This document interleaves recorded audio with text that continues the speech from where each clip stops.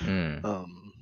And looking at the actors and where they've come from, and just the feeling from the trailer, you know.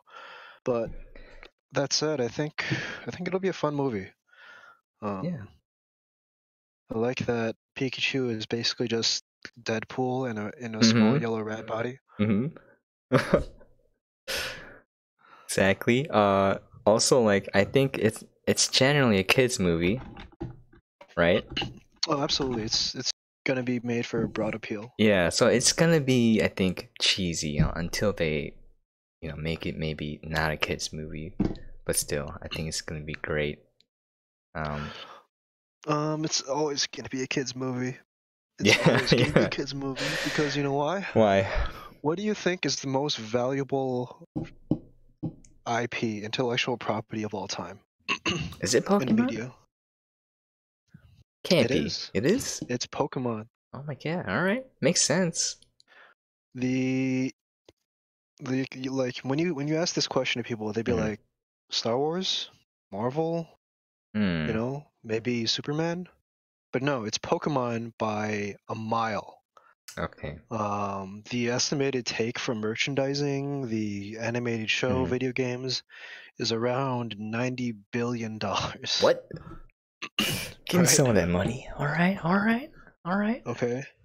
Okay. Like, so they basically know what they're doing. Hmm. Um, and the interesting thing about this movie is everybody is making a big deal about it being like the first real Pokemon movie, but I think they've had something like a dozen animated movies and Yeah, there like has. 100 million TV shows. Oh my. So, Have you seen the one I where Pikachu talks? Where like no. it's like, Pikachu, get in the ball. Why won't you get in the ball? And then Pikachu's like, cause I always want to be with you. In this voice, and everyone's like losing their mind. It's the first time Um, Pikachu talked. Oh, by the way, cool yeah. thing, cool thing about the animated series, Mm-hmm. the English adaptation of the animated series, very early on, it was like a really shoestring production, Yeah. made by a fairly no-name studio, All right. and a lot of the production staff did like the voices for the Pokemon, Okay. because they just got like a little bit of it at a time, and they had no idea where it would be going or how much it would grow. So like the voice of like Squirtle and a few others, I think the Pikachu voice is still the exact same as it's the Japanese. same voice actor. It's the Japanese, Okay. yeah, Yeah. pulled straight over. But like Yep. Squirtle and Bulbasaur, it was like the director. He's like, man, we don't have money to hire VAs. I'm like, all they say is Bulbasaur, right? I can do Yeah. that. Okay. And then it was only like a few more episodes in where they realized, oh no, this is going to be a problem. I'm So, gonna have lines in every single show forever for like 800 episodes. I like Squirtle's voice though. I remember it still. Yeah, Squirtle. Squirtle, and then the one with the Squirtle gang with the sunglasses. That's my favorite one. Oh, with the Yeah, dude, sunglasses, you the need it. origin, the Yeah. original Gurren Lagann gang. Mm-hmm. Mm-hmm. It was Squirtle. Oh man. Yeah, but Oh, like the one thing I like is this means that I think the movie was a success. That means there's gonna be more Pokemon movies. So, Pokemaniacs out there got more to look forward to. I guess it's a good thing. War yeah, Turtle, obviously. yeah. War moving Turtle, on, yeah. moving on. We're gonna go to our main topic here. Again, this is episode 2, talking about Avengers Endgame. We're gonna have full spoilers, so just a warning to all the listeners out there. We're gonna move right along. Eventually, we'll Yeah, get, if you have yeah, not seen this movie yet, just skip this for now and come yes, back and watch the VOD later because exactly. it's really worth seeing this cold. Really, There's really worth it. yeah, I'm just gonna say the same thing Barry said to me earlier. His review, 6 out of 7, great ass. So if that piques your interest, stop Yeah, listening. Go watch the movie. my specific score was 5 out of 7. Oh, Great 5 out of 7. ass. All right, 5 out of 7. Sorry. 5 out of 7. Great Messed it ass. up. You can't. Yeah, too That's my high. non-spoiler review. All right. Well, we're gonna move on to the meat of this episode. initial To the take real to the spoilers. real spoilers, the So real ass, diving diving right right in. in. All right. So I'm gonna open with a question. How did you feel about the fact that Yeah. Thanos Ooh. dies within 10 minutes of the opening of the movie? Ah, I like it. Like, it kind of. So here's the thing. You know, you got.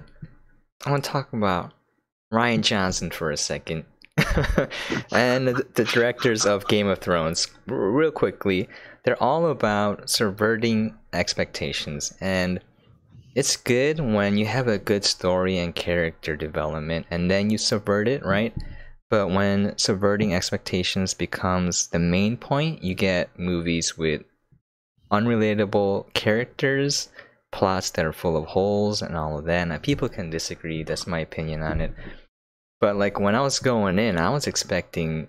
I think there's a lot of people expecting probably like this giant fight with Thanos, and then they're gonna get the gauntlet back. They're gonna bring everyone back, and then everyone's gonna fight him together and kind of defeat him. But when you go there, like I like it because Thanos is I said kind of a relatable character where he thinks he's doing something good for the sake of helping everyone in the universe. And then now that he's completed his job, he's like this old man retired Thanos, And he, right? It's just a grandpa just chilling in the cabin, and he's just like, I did my job. Get off my lawn, And then they come in, and And then then a bunch yeah, of villains in costumes come and just exactly, murder just murders this innocent man. peaceful man, this Yeah, peaceful purple man. yeah. So at that point, I almost felt sorry for the dude because there's still that scene was so well done because you see that he he kind of regrets how he treated Nebula, so you kind of see his character shift a little bit, right? Just a little bit. And then when Nebula sees that, right? Thor kills him. And then she's just like holding his head, right? What's in the box? What's in the box, right? So like It just lops his head off. yeah, lots of his head off. So for me, it I was subverted my surprised with how violent it was. yeah, me too. Like, and also like you see the decline of Thor there. I'm gonna get into Fat Thor and why I don't like him in a minute, but like, or maybe way later. But like, that was awesome because it showed how Thor couldn't handle that he failed, right? So he just kills him, even though it means nothing. He should have just let him go, right? And like how, yeah. I'll have to disagree about that point. Oh, okay, all right. More We'll on get that, to it. a little All bit right, more on that later. all But right, I mean, all right. My initial as take, far that as was it. subverting, Yeah. I mean, as far as subverting expectations, I don't. I think that's like a bit of a misnomer. The point, the hardest part, I think, about direct sequels like this, Yeah. is that you have to carry a lot of the baggage over from your previous movie while Yeah. telling Yeah. what should be a new story. So rather than subverting expectations, it's a lot about resetting expectations and kind of grounding your movie back down. Good Especially way. because Yeah. this one is literally like after Infinity War ends, this is like the next frame. They're not like, it's not, even though there is a time skip, it's not like carrying on at a later point in the story. It's literally just the next page. Like you're turning the next point, page of the dude. script. So I understand kind of why they made that choice. By killing Thanos early, it resets the story back to zero. You have no idea where it's going there. You're emotionally back to zero. You're back, like you don't know where your characters are. Like, so it gets to ground the movie back down, right? Yeah. But I also kind of dislike it because it kind of deflates the stakes of the movie. It kind of like the final confrontation would be stronger if it was the original Thanos. Yeah. A lot stronger. I agree. Like there's that moment where like Wanda's like, "You took everything from me," and he replies, "I don't even know you." Yeah. And it was supposed to be a powerful moment. Like Thanos doesn't care; he's just gonna wreck you anyway. But for me, it kind of just reminded me like, oh right, he doesn't even know these people. Like, there's a lot less. There's a lot more. There's an imbalance of emotional stakes. Like he has a lot less skin in the game than all the Avengers do at this point. Even bring though up he's good still points, dude. he's clearly motivated. Still, he's still like, you know, angry Purple Man Thanos, and he's still got Josh Brolin's incredible charisma and performance Mm-hmm. behind Mm-hmm. it. But like, if you're not being carried by the emotional momentum of the film Yeah. into that moment, into that final third act, then it would just be really kind of a disappointment. You know what I mean? Yeah, I know what you mean. But they do a good job of like building up to this thing. But like, yeah, I appreciate why they made that choice early in the film, but it was just I don't know, it kind of bothered me Mm, later on. I think you're right, but I didn't see it that way. Now that you say that, I think I see the point. And now that you mentioned it, I don't think they could have had a good plot if that Thanos lived, though. Like, I can't think of. It would be too hard. I think it's possible, but I don't have the big brains to write a plot that it would work with that Thanos being alive. Well, I mean, you can write a script however, it's all in the execution, right? It's Yeah. all in the execution. Because when you look at all these comic book movies from a like an arc, like a Mm-hmm. story arc perspective, like they're all really nothing. There's nothing there, right? Yeah, yeah, it's true. There's Guy nothing there. gets stoned, Yep, guy breaks New York, yep. costume guys hit guy. Mm-hmm. You know, it's all about the execution, and they really did a nice job. So like, yeah, so they open up. It's like 15 minutes in, Thanos just. Hmm. Yeah, but again, Let's yeah. no, go ahead. Oh, yeah, I liked it because even in that scene, like I said, I think there were a lot going on. I think there was great acting. It was shot well. I think I felt a little bit of pity for Thanos in that moment. Like I kind of wish he could have lived out his life in peace after getting beat up by the Avengers. Obviously, like they beat the crap out of him, take the Infinity Stones back, and just let him live out his life in peace. You know. But yeah, like especially with the scene with Nebula, I think it kind of resonated with me because, like, if you're an Asian American, I think you feel that a lot more. Like, never getting your parents' acceptance, kind of dealing with that. I mean, Yeah, I just got you. being common tropes. Make jokes about that, but I was like, oh, I'm Nebula, like, oh, all right, A little bit, a yeah. little bit, a little bit, But I mean, yeah. family is probably the main theme of this entire movie, right? Yeah, probably. Yeah, I think so. I agree. There's so many. So, Yeah. I mean, it's a solid way to open up by introducing that theme, just like one line. Hmm. um, did we miss anything before that? Like, not much happens before that, right? Tony Stark is in space with Nebula playing Oh, football. oh, that's right. I wanted to mention that because those scenes are well done too. Because in my opinion, I was talking to Isaiah about this earlier. It's gonna be co-hosting later episodes, hopefully. But the reason why I like that is it shows emotionally relatable scenes, right? I think it can kind of resonate no matter what the audience is if they knew the history of the characters before. So like you see the emotional development of Nebula. She's kind of bonding with Tony, and you wouldn't have expected that before. But like they're playing that football game, right? And then there's a scene where he has a bag of food and he's like giving it to Nebula. She shakes her head like she's like, you eat it, right? So he eats it, but it's like just crumbs, right? Like in those small things, you see Nebula having fun with someone else, right?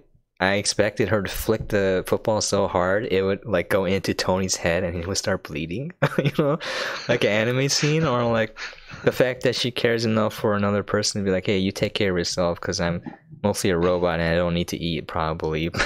Like, I thought those scenes were well done because they're very short and they kind of tell a story without the director beating you over the head with it and be like, oh, Nebula's a good person now, or like Nebula's bonding with Tony, or she might be one of the Avengers now, and like that arc for me, I thought was well done. if I can compare it a little bit, we'll get back to you. I'm gonna go on this tiny detour. I was watching Game of Thrones recently. I have only seen season 1 and then season 8, and then how? Wait, let's Yeah. take a quick pause. All right. Guys, if you have not seen Game of Thrones, just take 5. Don't worry. Yeah, I won't spoil too much, but like, the whole structure of that show is like these moments between characters, and then it jumps to another moment of two characters talking together, and it might be an action scene. And I felt it was more disjointed because it seemed a little too forced, or it was just mostly dialogue, right? And the dialogue's supposed to show everything, whereas here in Avengers, kind of like they showed it with actions, like what's happening in the scene. They didn't need to have dialogue. So for me, noticing the two differences, I thought it was well done. It was short, and I thought they did a great job with those scenes. Anyway, what is your take on that? So the opening with Tony on the ship with Nebula highlights a couple things that Marvel Studios has kind of figured out over the years. All right. The first being that they can accomplish a lot in a very short time. Yes. By bringing two characters together that have not necessarily interacted. And by doing that, they can really quickly highlight what they want to show. Just by like contrasting the two characters from each other. Like Tony's from Earth, he's a rich billionaire playboy, charismatic, narcissistic. Nebula is a blue ball of daddy issues, that's been murdering away across the galaxy. Yeah. And you just put two characters together and put them in a scene and let the actors do their thing, and you understand, and you just understand, okay. I understand the characters with very little need for dialogue, with not a lot of need for a lot of exposition and stuff like that. Totally. And I think Marvel started figuring this out with the first Avengers movie. Even probably going back to Iron Man 2? Probably starting with Iron Man 2, probably like the second Marvel movie. They started playing with it with Black Widow when she was in there with Tony. And they realized they can accomplish a lot with that. The other thing that they've realized is that they can make what could otherwise be a flat, boring actor a lot better by just putting them next to Robert Downey Jr. Yeah, totally. Yeah. This is in full display in Spider-Man: Homecoming. Okay. They figured very quickly that because Nebula, if you think back, Guardians 2, Infinity War, like Karen Gillan is absolutely lovely and talented, but like Nebula as a character had like exactly one tone, exactly like one emotion across. She's dead inside, so it shows. Yep. Yeah, I mean, I don't know if it's down to directing or whatever, but like the general consensus is she was super boring. But like, just stick her next to Robert Downey Jr. and let the magic happen. That's what it really highlighted for me. Like that wonderful little character moment where Tony's drifting off, and Nebula comes up, and she just picks him up and puts him in the seat. It's like tucks him in, kind of like a baby. Yeah. Well, I saw it as she was giving him a little bit of dignity in death. Yeah. Because they were both assuming they were gonna die, right? Yeah, totally. I thought he died there. I was like, wait a minute, he's dead. That would be a very strong opening. Yeah. Right? Iron Man's dead. Yeah. That's it. That's it. Also, I didn't know that was Karen Gillan, but I think she's very cute. Just a side note. Oh yeah. Yeah. Yeah, she's incredible. She's a total smoke show. Yeah, she is. We'll say that. Oh, just throwing it out there. She was in a TV show with John Cho called Selfie. Really? Yeah, you should check it out. It's a modern day. What is that? Dude's Company? No, not Dude's Company. It was a like an old school romance. Anyway, I thought it was well done. They have good chemistry together. Yeah. Side note, I anyways. mean, Yeah. everyone has good chemistry with Robert Downey Jr. Yeah. I mean, John Cho and Karen Gillan. That show, I thought. Oh, okay. People weren't Fair ready enough. for an Asian lead, you know? Yeah.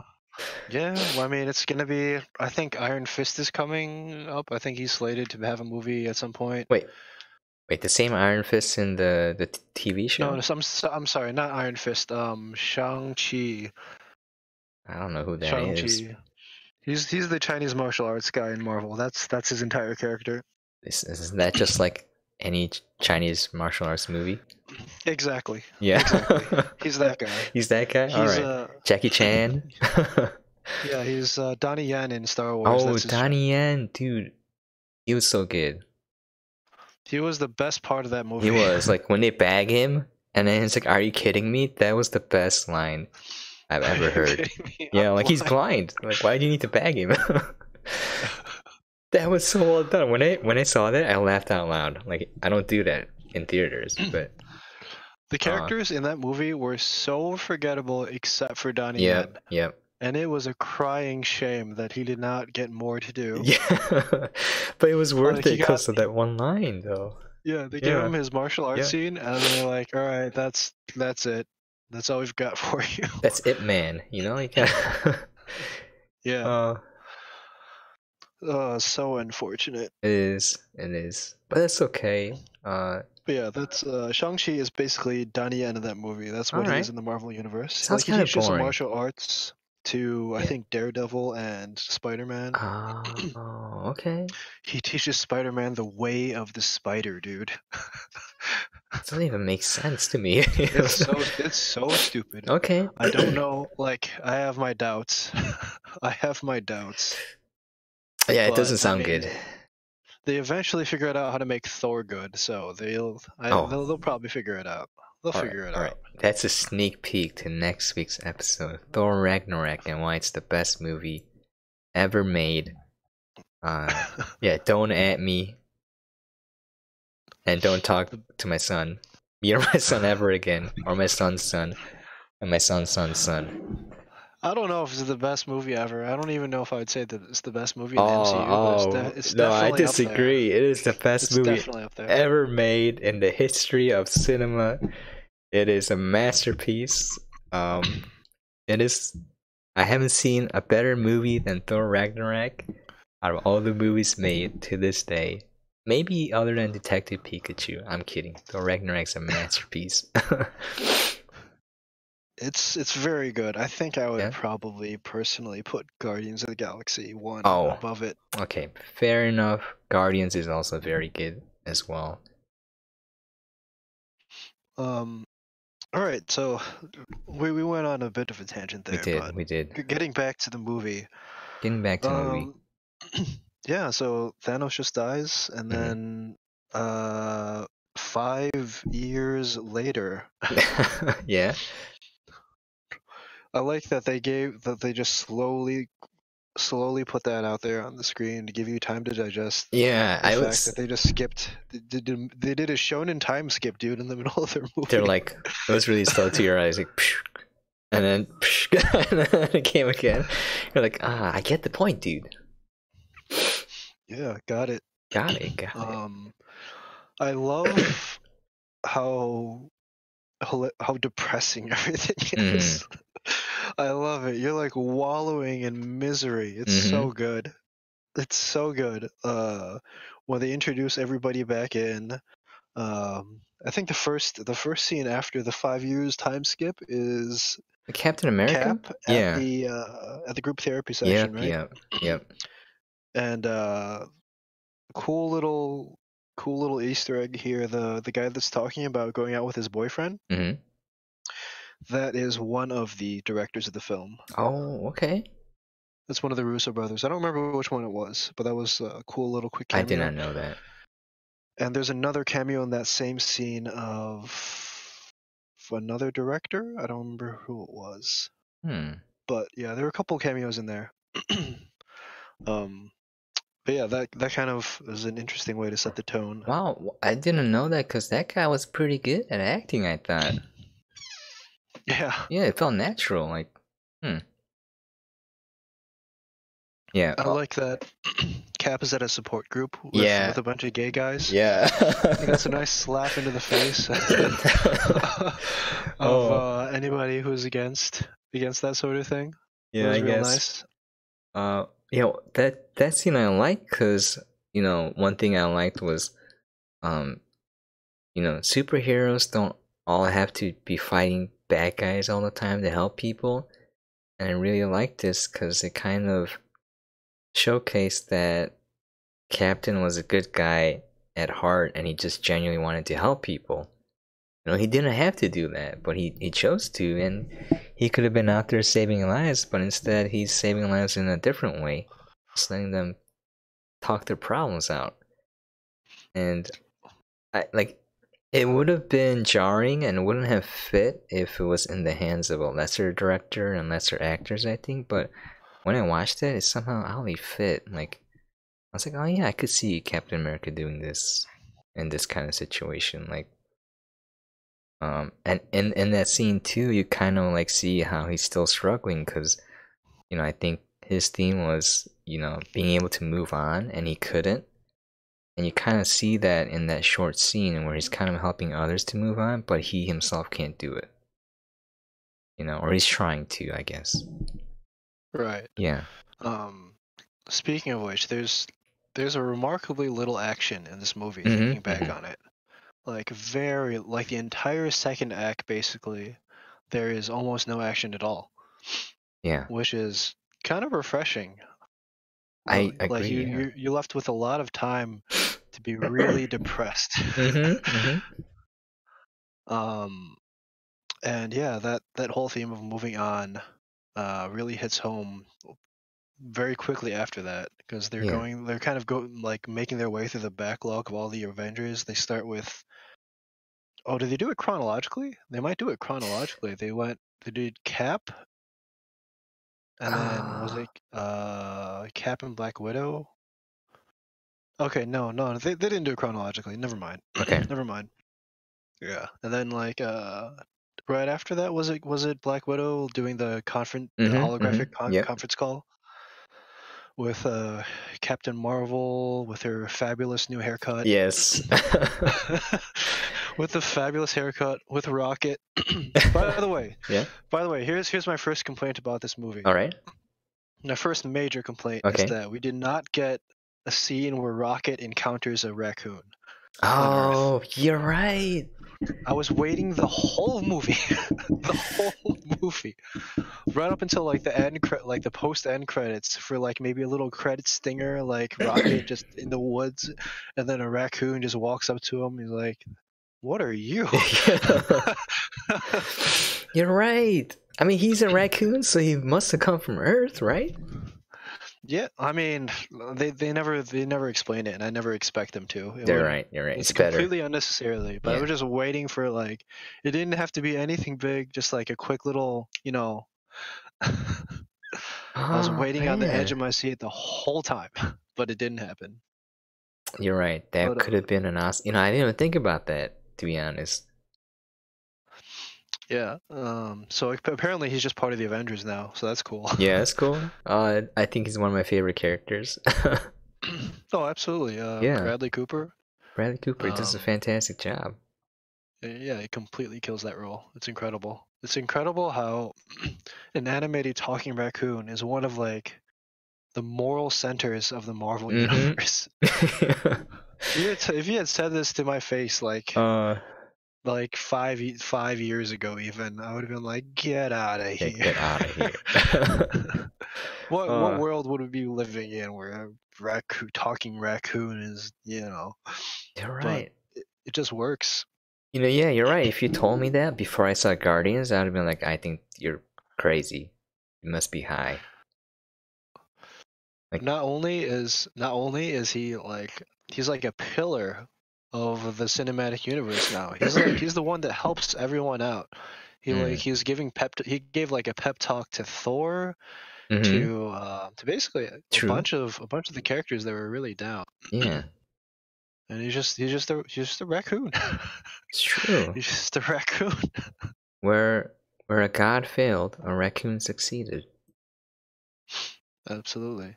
Um, so that scene in particular, uh, can we talk about how awesome Scarlett Johansson's hair looks? Aw. Because it's a Heck little yeah. detail, but I only realized afterwards that it's because she had dyed her hair in Infinity War. It was blonde, right? Yeah. Where her original hair color is theoretically red, and then she had just let it grow out without re-dyeing it. I didn't Uh, notice that. I just thought it looked pretty cool. You know. Yeah, I was like, I thought about it afterwards. I'm like, why was it like red and blue? Oh, I get it. I Ah, get it. okay. She just let it go. She just never bothered to re-dye it. Oh, like, speaking of that, like, I think that's a good metaphor too, because I think she stopped pretending to be someone else and, like, kind of showed her true self. Like, A it little could bit, be a yeah. little bit of symbolism. Like, we're gonna move on to Black Widow. One thing I really liked about this movie was her character, because in the other movies, it was kind of forgettable. Like, her role was kind of small. I don't blame that on Scarlett, because she's a fantastic actress, and didn't really give her more than she's the troubled hot girl, right? A little Hmm. bit. Like, and then in this movie, she's kind of like the pillar that keeps the new Avengers together. And, like, everyone doesn't want to do anything, right? Because it's a crappy time. But she's there and she's holding the fort together, because, like, that was her family, and now she's trying to keep her only family together. And one of the things that I liked was they didn't show her fight anyone, and what you call it. It was her internal emotional strength that was kind of displayed there, right? At least for Yeah, me, it yeah, wasn't her absolutely. kicking ass. It wasn't her seducing people. It wasn't her being hot. It was all about her internal strength, and then that kind of shows when later she's fighting a hot guy. We're gonna get to that a little bit later. Yeah. I think she's really good here. I think that her best role was probably in Winter Soldier, Mm-hmm. because from what I've heard, her and Chris Evans basically wrote all of their dialogue Oh, really? in that movie. Because she was like, "Yeah, you guys don't know how to write for girls. Let me just we'll just work on this." So a lot of those little quippy moments, like where they're talking about like where she's basically trying to get Cap laid for the entire movie, which Oh, is one of the best little subplots of that entire film. Like, how about that girl from yeah, accounting? yeah, You mean the yeah. one, you mean Laura with the lip piercing? Yeah, I'm not ready for that. Oh, it was Oh, absolutely lovely. I think that's definitely her best role, because I think she had a little bit of creative control there. yeah. Like, it felt like she was an actual character, and that you could see why Black Widow was in the Avengers, whereas before it's kind of like, I still remember this scene. I think you remember too, where, was it Avengers 2, when Age of Ultron, right? When all the robots are attacking, so you see them assembled and the camera's panning around them, right? So, like, everyone has like a big gun, and she has like this tiny pistol, and she's like holding it like this, as if it would kill robots, right? And I was just like, man, like that's not the strength of that character there. I think they kind of did her a disfavor there, and this movie completely turns around. Um, yeah, Yeah, yeah. This girl or this movie had a lot of girl power moments, which I kind of liked. some I definitely liked. yeah, some Some of them felt were forced. it was really on the nose. It Yeah, was really obvious, but it was nice. It was this definitely nice. this was one of my favorite scenes, where, because, like, to me, I don't think it makes sense to have a quote unquote girl power moment where it's like, oh, girls are powerful because they're girls. I think, I was speaking to Isaiah about this as well. It's like, if you force that, then that's not true, because not every girl is strong, some are weak, right? Just like every guy, not every guy is strong. Some are weak, some are bad, some are good. But this one showed that this character was strong. She just happened to be a girl, and when you write it like that, it's genuine and it's relatable. So like the scene with absolutely. like with Hawkeye, it got me in the heart because like that character's so strong there. Like that whole that whole sequence. Yeah, I will commit seppuku first. No, I will. They're basically fighting over who gets to commit suicide. Yeah, it's like I'm committing Sudoku first. No, I am. Oh man. So I guess if we're going chronologically after the little meeting scene, I think it goes straight to Master Splinter bringing Paul Rudd back from the quantum realm. Yeah.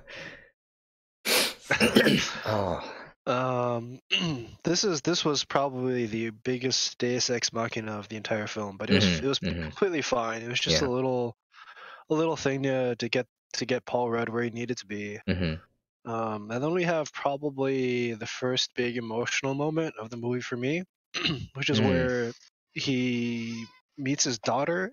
Oh yeah. And she's 5 years older, and he's like, "Oh my God, you're so big." I was like, "Oh man." Like he just missed 5 years of his daughter's life, and it was a great performance by him, first of all, and then it was just a really powerful moment. It really they really string you along on this emotional roller coaster that mostly just goes straight down. Yeah. Like I said, I like how miserable it is. I don't know if that's my positive review, by the way. I love the misery of it. You love the misery?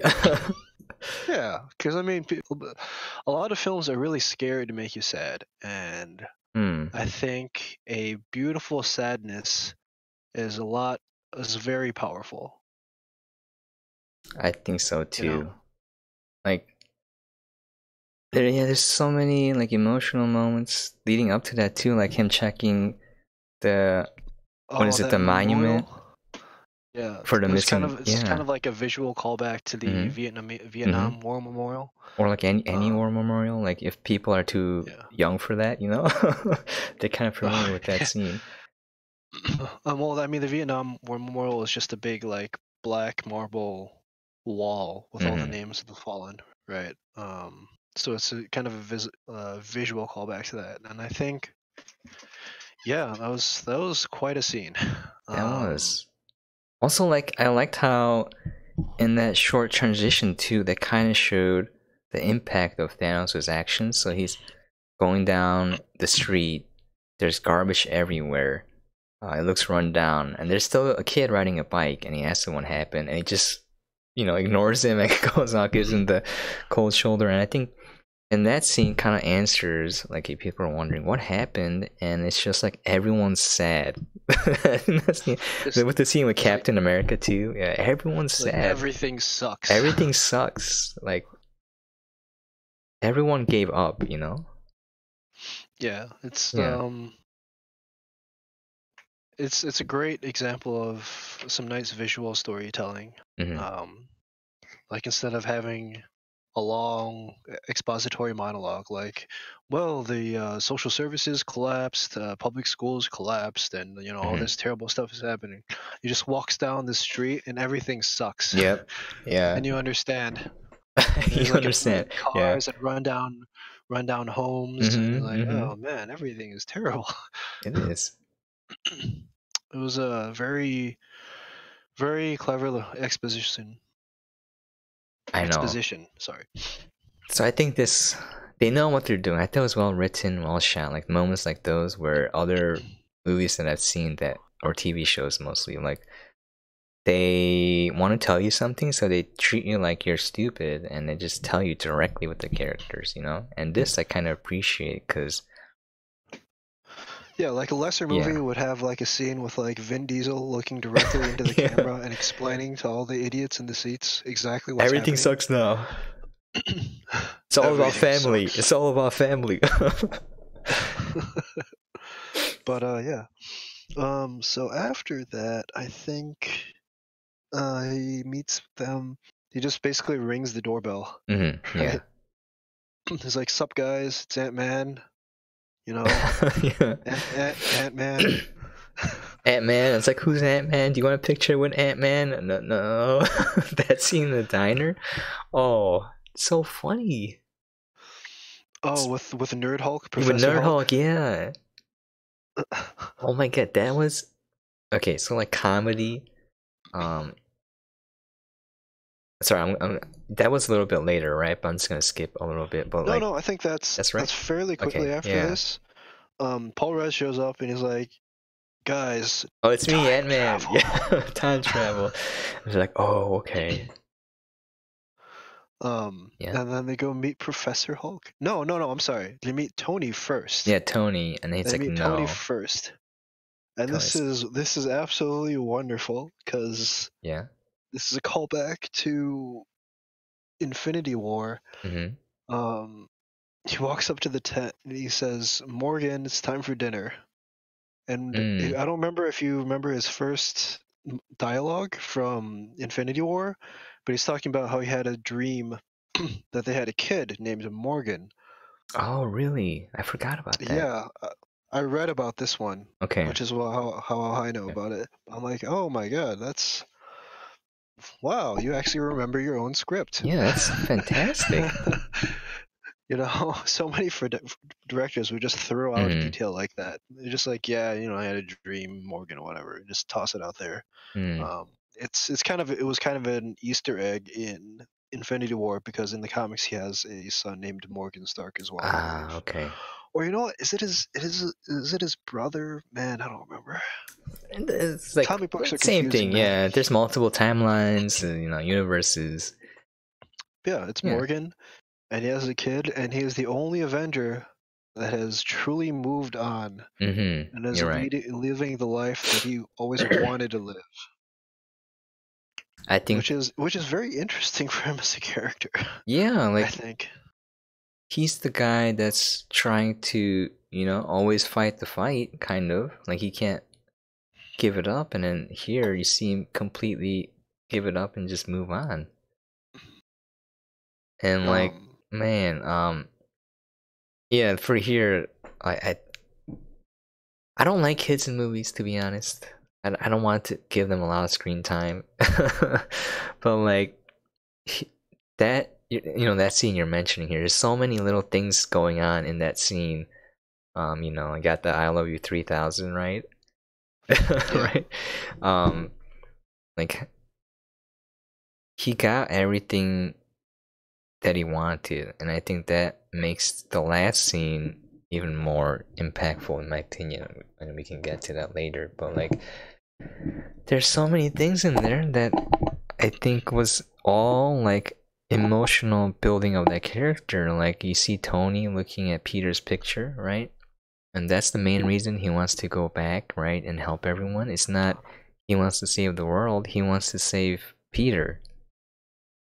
Or at right. least that's my take on it. Like, and like it's kind of like a father-son bond there, and then that's kind of confirmed when I'm just time skipping a little bit and we'll go back, but like, when Peter comes back, the only thing Tony does is hug him, and in all the previous movies and scenes, he's just making fun of him and he's like tearing him down, like all that stuff. And then when that exterior is kind of ripped away, you see that he actually cares for this character, and um, I think that's Yeah, yeah.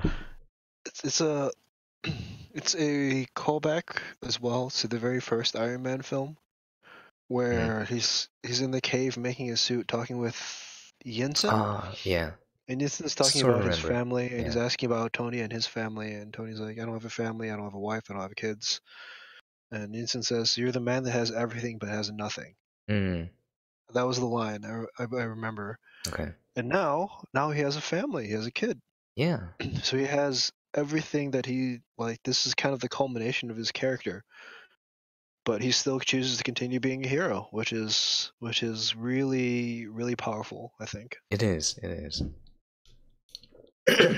And here, if you just as a side note, we got Isaiah dropping in, some hot tips here. I think it was the episode where whatchamacallit,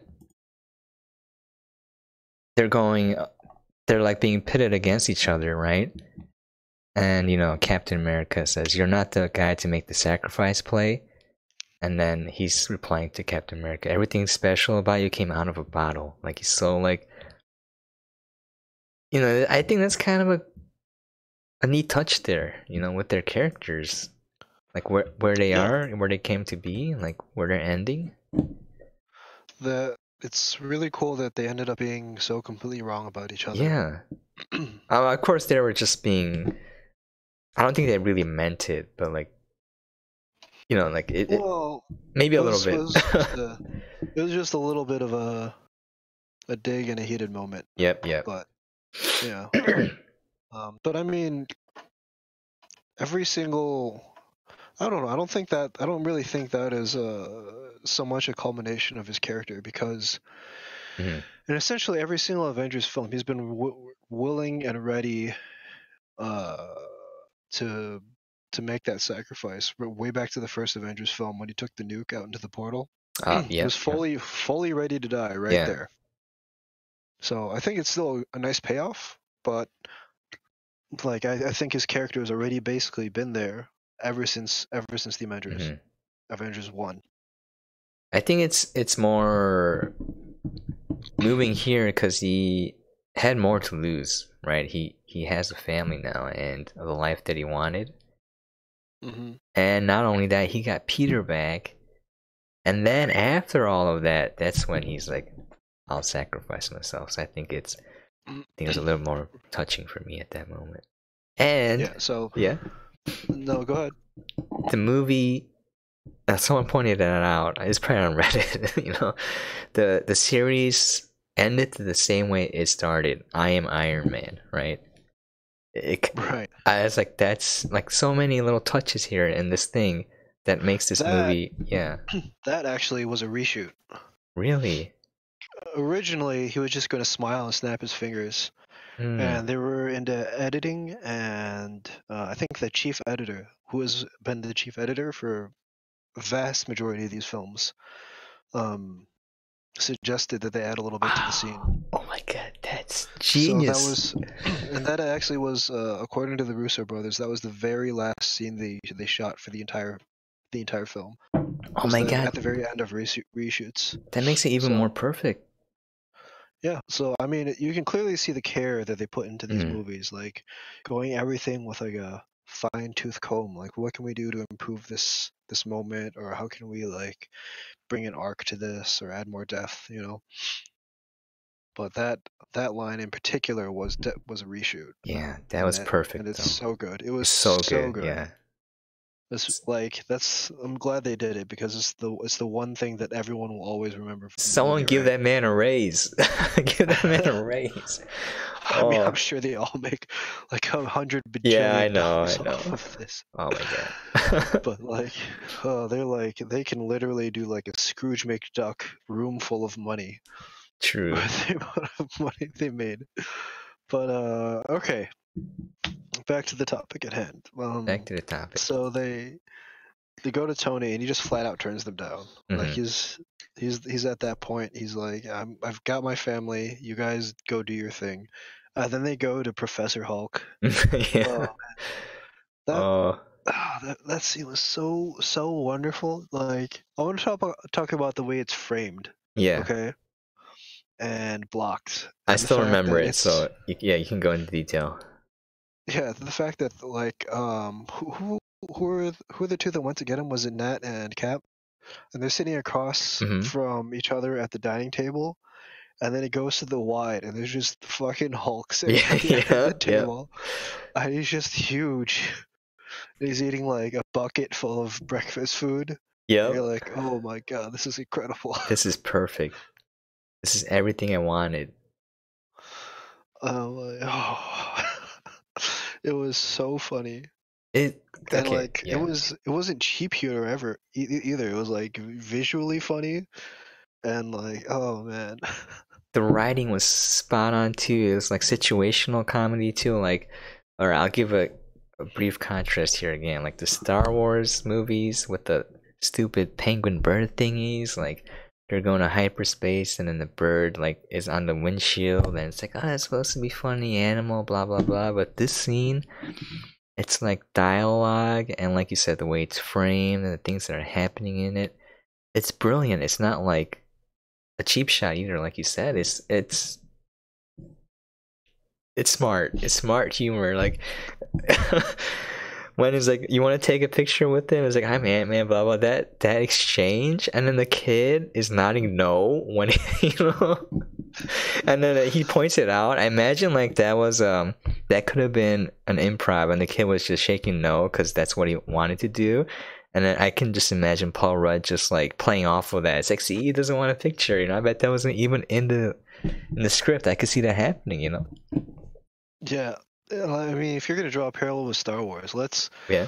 go back a bit. Do you remember the diner Okay. scene Yeah. from Phantom Menace? Ah, okay. Do you remember the diner scene? Because I don't. But there is a diner scene, all right. and you remember the guy with 4 arms that has a face that looks like George Lucas if he was a reptile? No.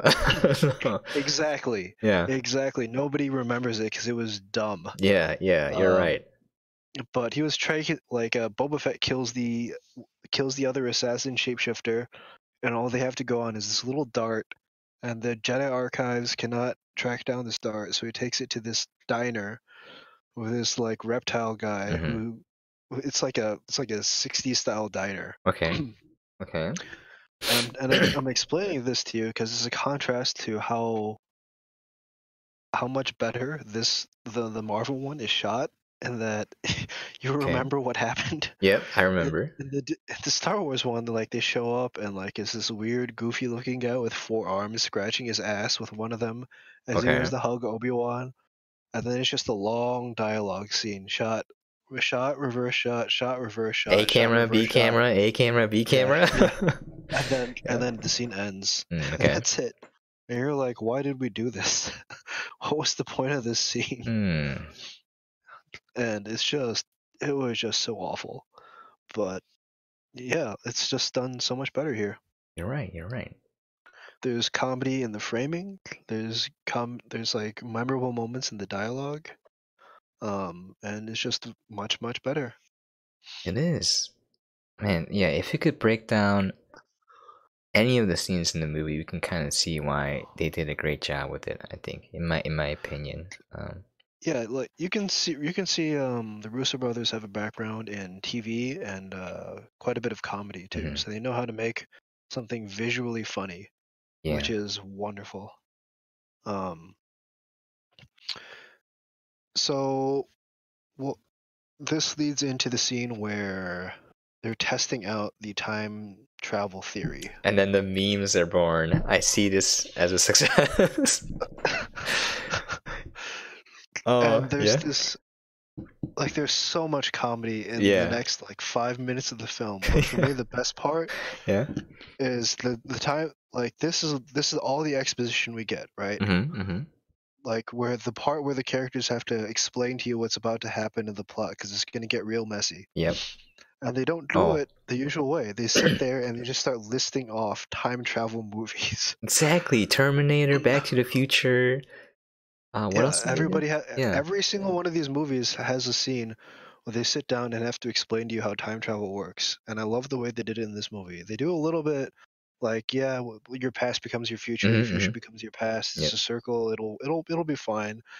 I think it's just like, yeah, I mean, so basically you're telling me that like Back to the Future, Back to the Future 2, Back to the Future like 3, Terminator 1 through 3, like Bill and Ted's Excellent Adventure. Oh yeah, Bill and Ted's Excellent Adventure. Hot Tub Time Machine? Did they mention that movie? I think they did, right? I think they did. And they're just going through these. And I really respect the fact that they were willing to lean on the fact that people have definitely watched at least one of these movies. Yeah.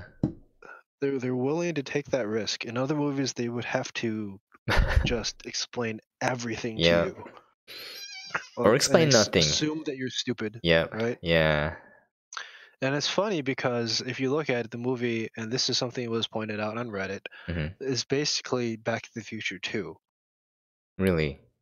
Yeah, and Back to the Future too. They're basically time traveling back to the Future 1.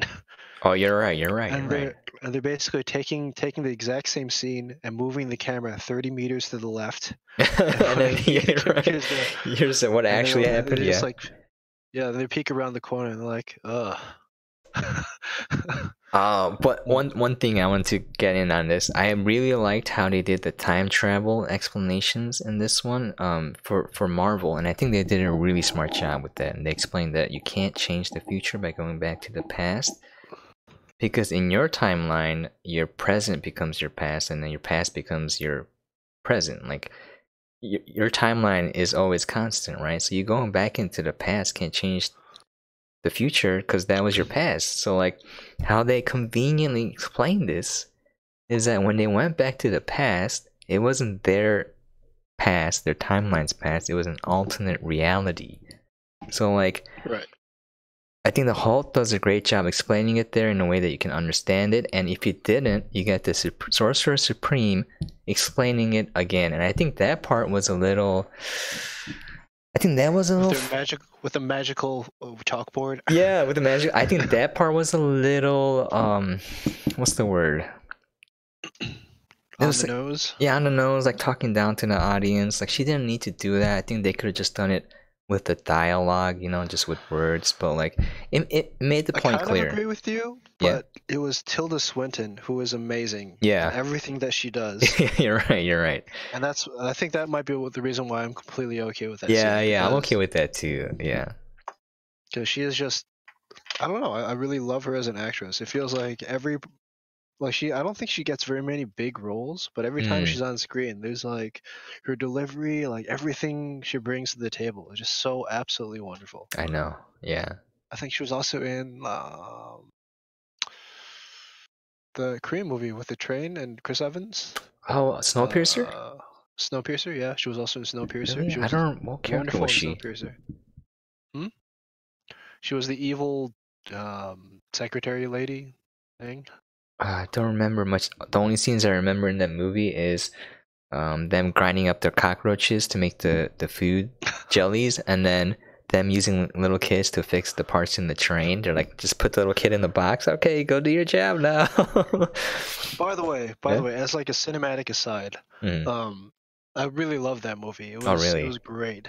I quite liked it, but I had a problem with that scene in particular. Yeah. Because I wouldn't personally have had an issue with him grinding up bugs to make food.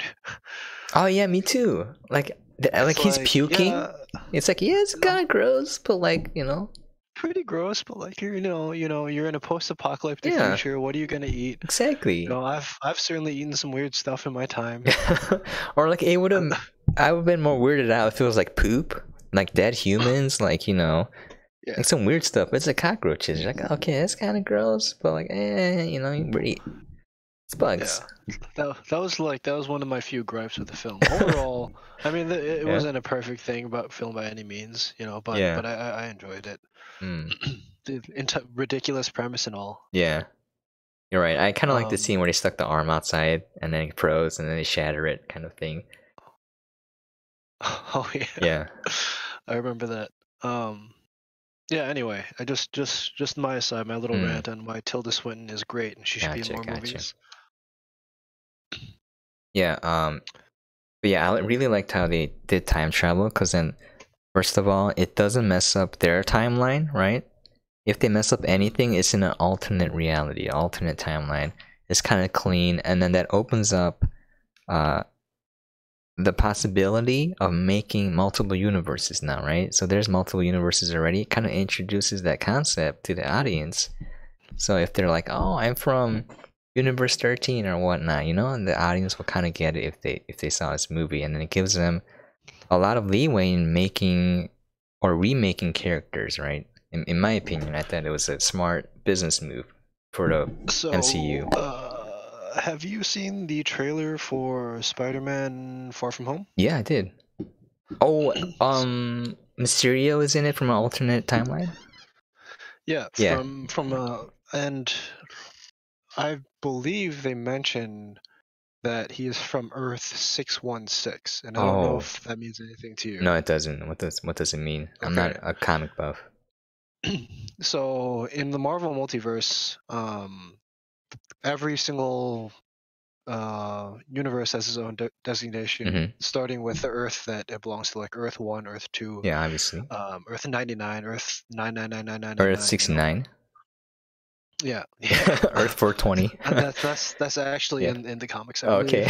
believe. Like there's the Marvel Zombies universe, Mhm. the Ultimate Marvel Mhm. universe, and the reason I mention this is the main Marvel universe, the one that if you pick up a comic at the comic book store about Marvel, the universe that it's set in is Earth 616. Okay.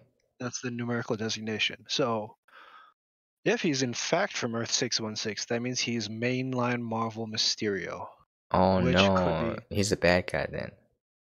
Well, I mean, he's he's always been a bad No, guy. like He's like, okay. All but right. I mean, like Yeah. they don't have to play it that way. But that's just kind of it's a little Easter egg. But there like that is a very powerful Easter All egg. right.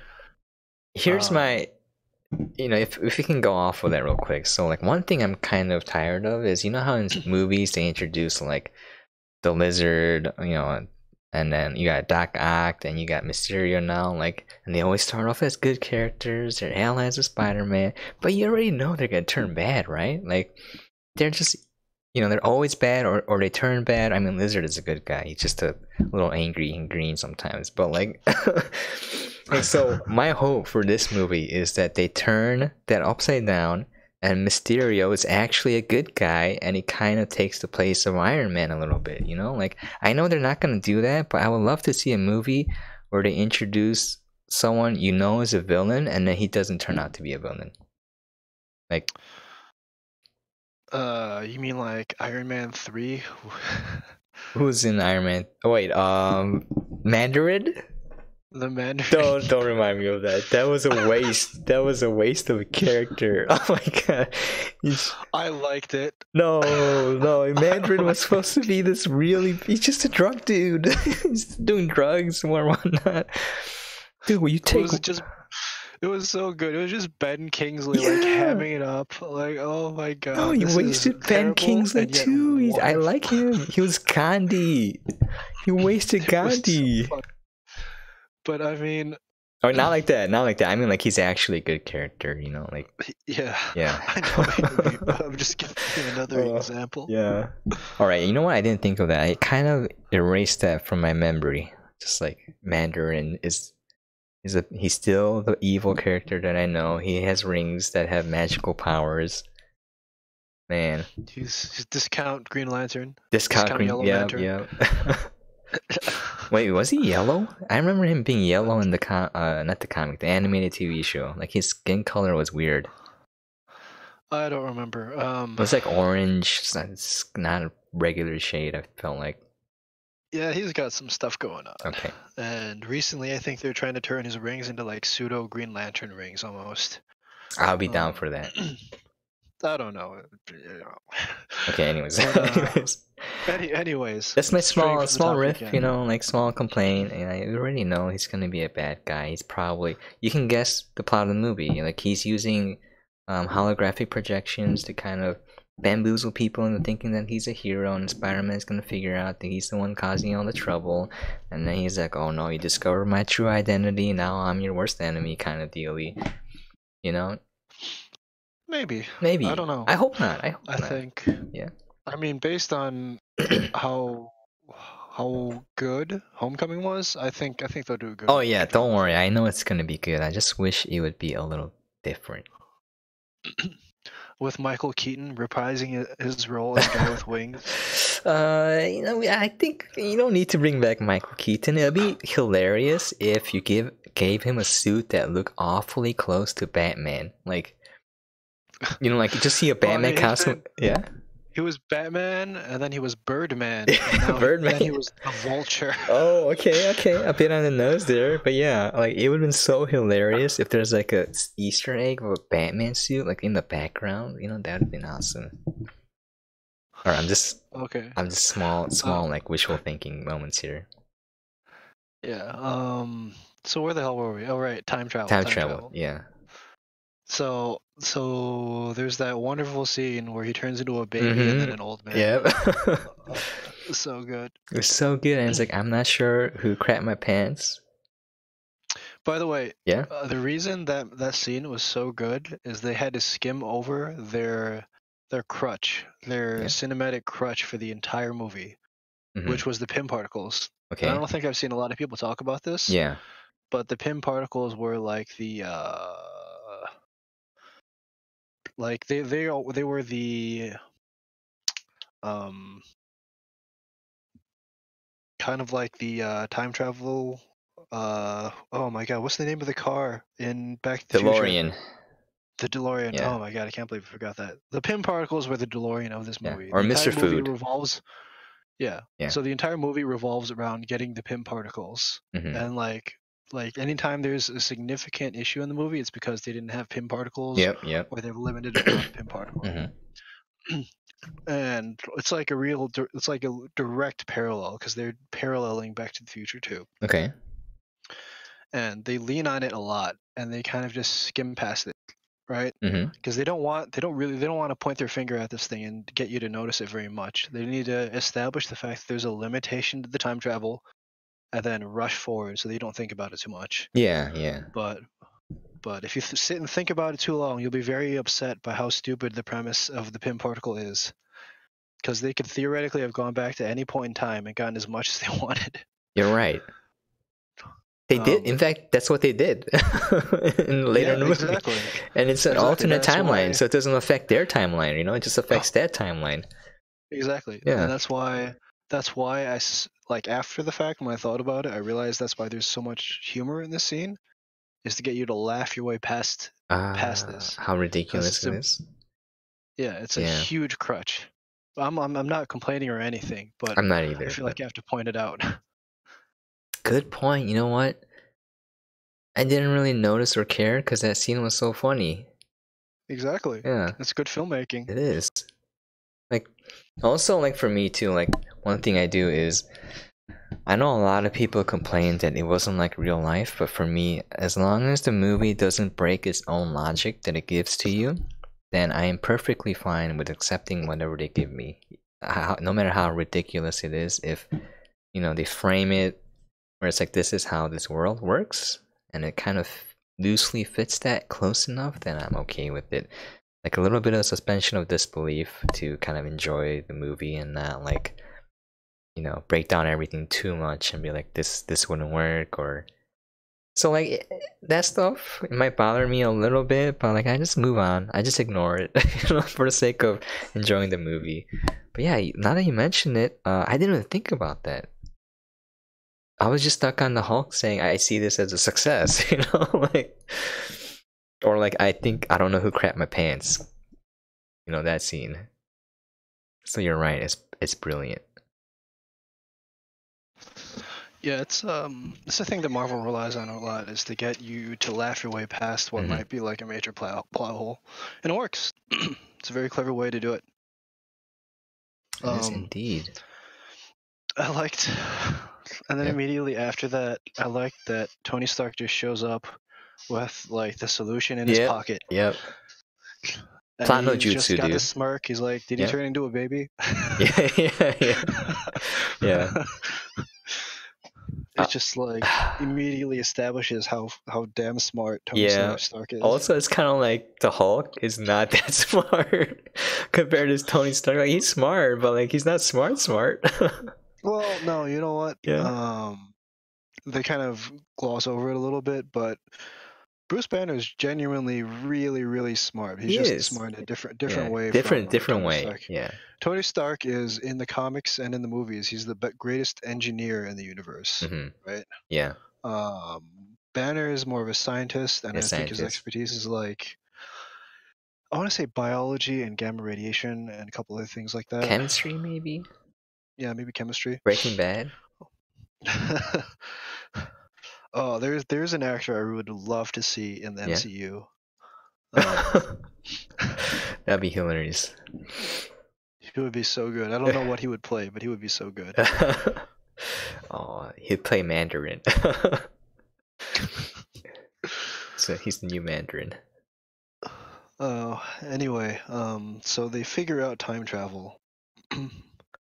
and then they all do the Back to the Future 2 thing, Mm-hmm. and then you get to do this. It's kind of like this victory lap of the entire cinematic universe, right? Mm-hmm. Mm-hmm. Where they're going back through all of their old films, and you get to spend a minute remembering how really good some of them were and how really bad some of them were. Yeah. Like Thor: The Dark World, Oh. Avengers 1, Captain America: First Avenger. Sort of. I think more. I guess that was more. No, that was a little bit past Captain America: The First Avenger. Mm-hmm. Right. Oh wait, we They glossed start over off. something before Did that. we? Yeah, Hawkeye turning into a weeb. Oh my God, Weeaboo Hawkeye. Weeaboo Hawkeye, and like, wait, let's take a Ronan. moment here. Yeah, Ronan. So that's a great throwback. But like, one thing I really liked, this comment here. He's only killing Japanese and people in, was it Central America, the cartels, right? Yeah. And then I like Isaiah's comment. Why is Hawkeye only killing minorities? Oh, okay, just a little joke there, but Hawkeye is a racist, confirmed. It's kind of a classic cinema thing to do. Like Yeah, whenever you need a generic villain, it's always going to be like, uh, mafia, what is it? Russians, Russians, Arabs, yeah, um, Yakuza, yeah. Like they're always cartels, going to be yeah. like foreign in some way or the other, Mm. you know. But like, yeah, he's just murdering his way across the world Yeah, with his emo weeb outfit. yeah, it's like a darkness. It just Oh, reminded me right. of Batman in Lego, the Lego movie. Yeah. It's like darkness. Lost my parents. Exactly. Oh Yeah. yeah, I was like, where did you get that outfit from, dude? Yeah. Who made this Hot for topic? Like, where'd you go? you? I enjoyed it. It was a Yeah. quick little action beat in there Yeah. when Black Widow finds him, and he's so all sad about losing his family. Yeah. Also, I think it was a great comparison, like on a more serious note, where, Black Widow moved on from that point, but like you see, Hawkeye is at a point where Black Widow was earlier, where she's like dealing with a lot of guilt and struggling to find a way to move on. When she was killing everyone for the Russians. I felt like it Right. was a nice touch. Yeah. Yeah. This is, by the way, the only film, and correct me if I'm wrong, the only film where Hawkeye gets a character arc. I think you're right. I think you're right. In 22 films, this is the only one that he gets a character arc. That just reminds me of a clip where it's like, "Oh, you're a Hawkeye," and it's like, "No, Hawkeye, I." It's like, "Yeah, you, Hawkeye." Have you seen that one? I don't think I've I'll seen post that. that later in Discord. But yeah, it's just like the generic Archer dude, and then now you see he has a character and that he's an emo weeb. So yeah, more memorable than when he Secretly a weeb. secretly weeb. All along. Yeah, all along we knew it. That's why he's so emo. It's like I'm a weeb and I hate myself for it. uh, Oh my god. Yeah, so they all go on their time travel adventure. And this is where the movie dives into full fan service, and I'm completely okay with it. I'm okay with that too. Yeah. Oh, Uh, if it can go over here real quick, because they're kind of in sequential order, but like I want to go over a few of the plot knots that happened real quick because they're kind of inconsequential. So let's get them out of the way. So like Sure. one of the things was when Captain America's in the elevator and he's like Hail Hydra, right? I thought that was a neat nod to the storyline where Captain America turned out to be a Hydra double agent, and he was working for Hydra, and people were like so angry, like how could you do this to Captain, right? So I kind of like Right. how they referenced that without actually making him a Hydra agent. So kudos to them. And then a few of these scenes I had a problem with, but like Loki eating out with the Tesseract, right? just like, oh, Tesseract, and he just picks it up and it's gone, right? They never really covered that. It was like, where did he go? What is he doing? The timeline is gonna be messed up, and that was because that's his TV show, right? It's like, oh, Yeah, here's Loki's that's gonna be the TV show. Adventures, yeah. And again, they lean a lot on comedy in that moment to get you to just move past Yep, yep. It was funny. You gotta admit, like Hulk don't like stairs, and the making Hulk take the stairs all the way from the top. Yeah. Elevator's full, yeah. big guy.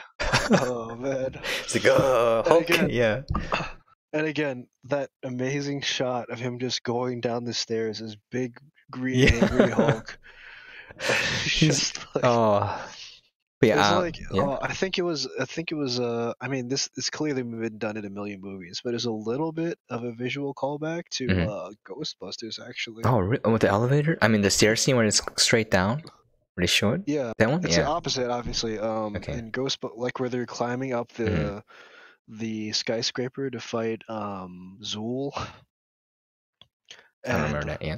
Like they have this big rousing scene in front of the skyscraper where the ground breaks apart and like the whole city's watching them and they think they've fallen into like these cracks and they come up and everybody's cheering for them and this huge rousing moment and it just cuts to them climbing the stairs up like 100 stories. They're like, oh my god. All right. I didn't catch that, but yeah, that's awesome. It gives it another layer. And I think it's shot in a very similar way. I think it was. I'm gonna go back and rewatch the movie, but I want to say it's a visual callback to Ghostbusters. Oh, okay. I didn't even notice. Didn't cross my mind. Of a cinematic nod.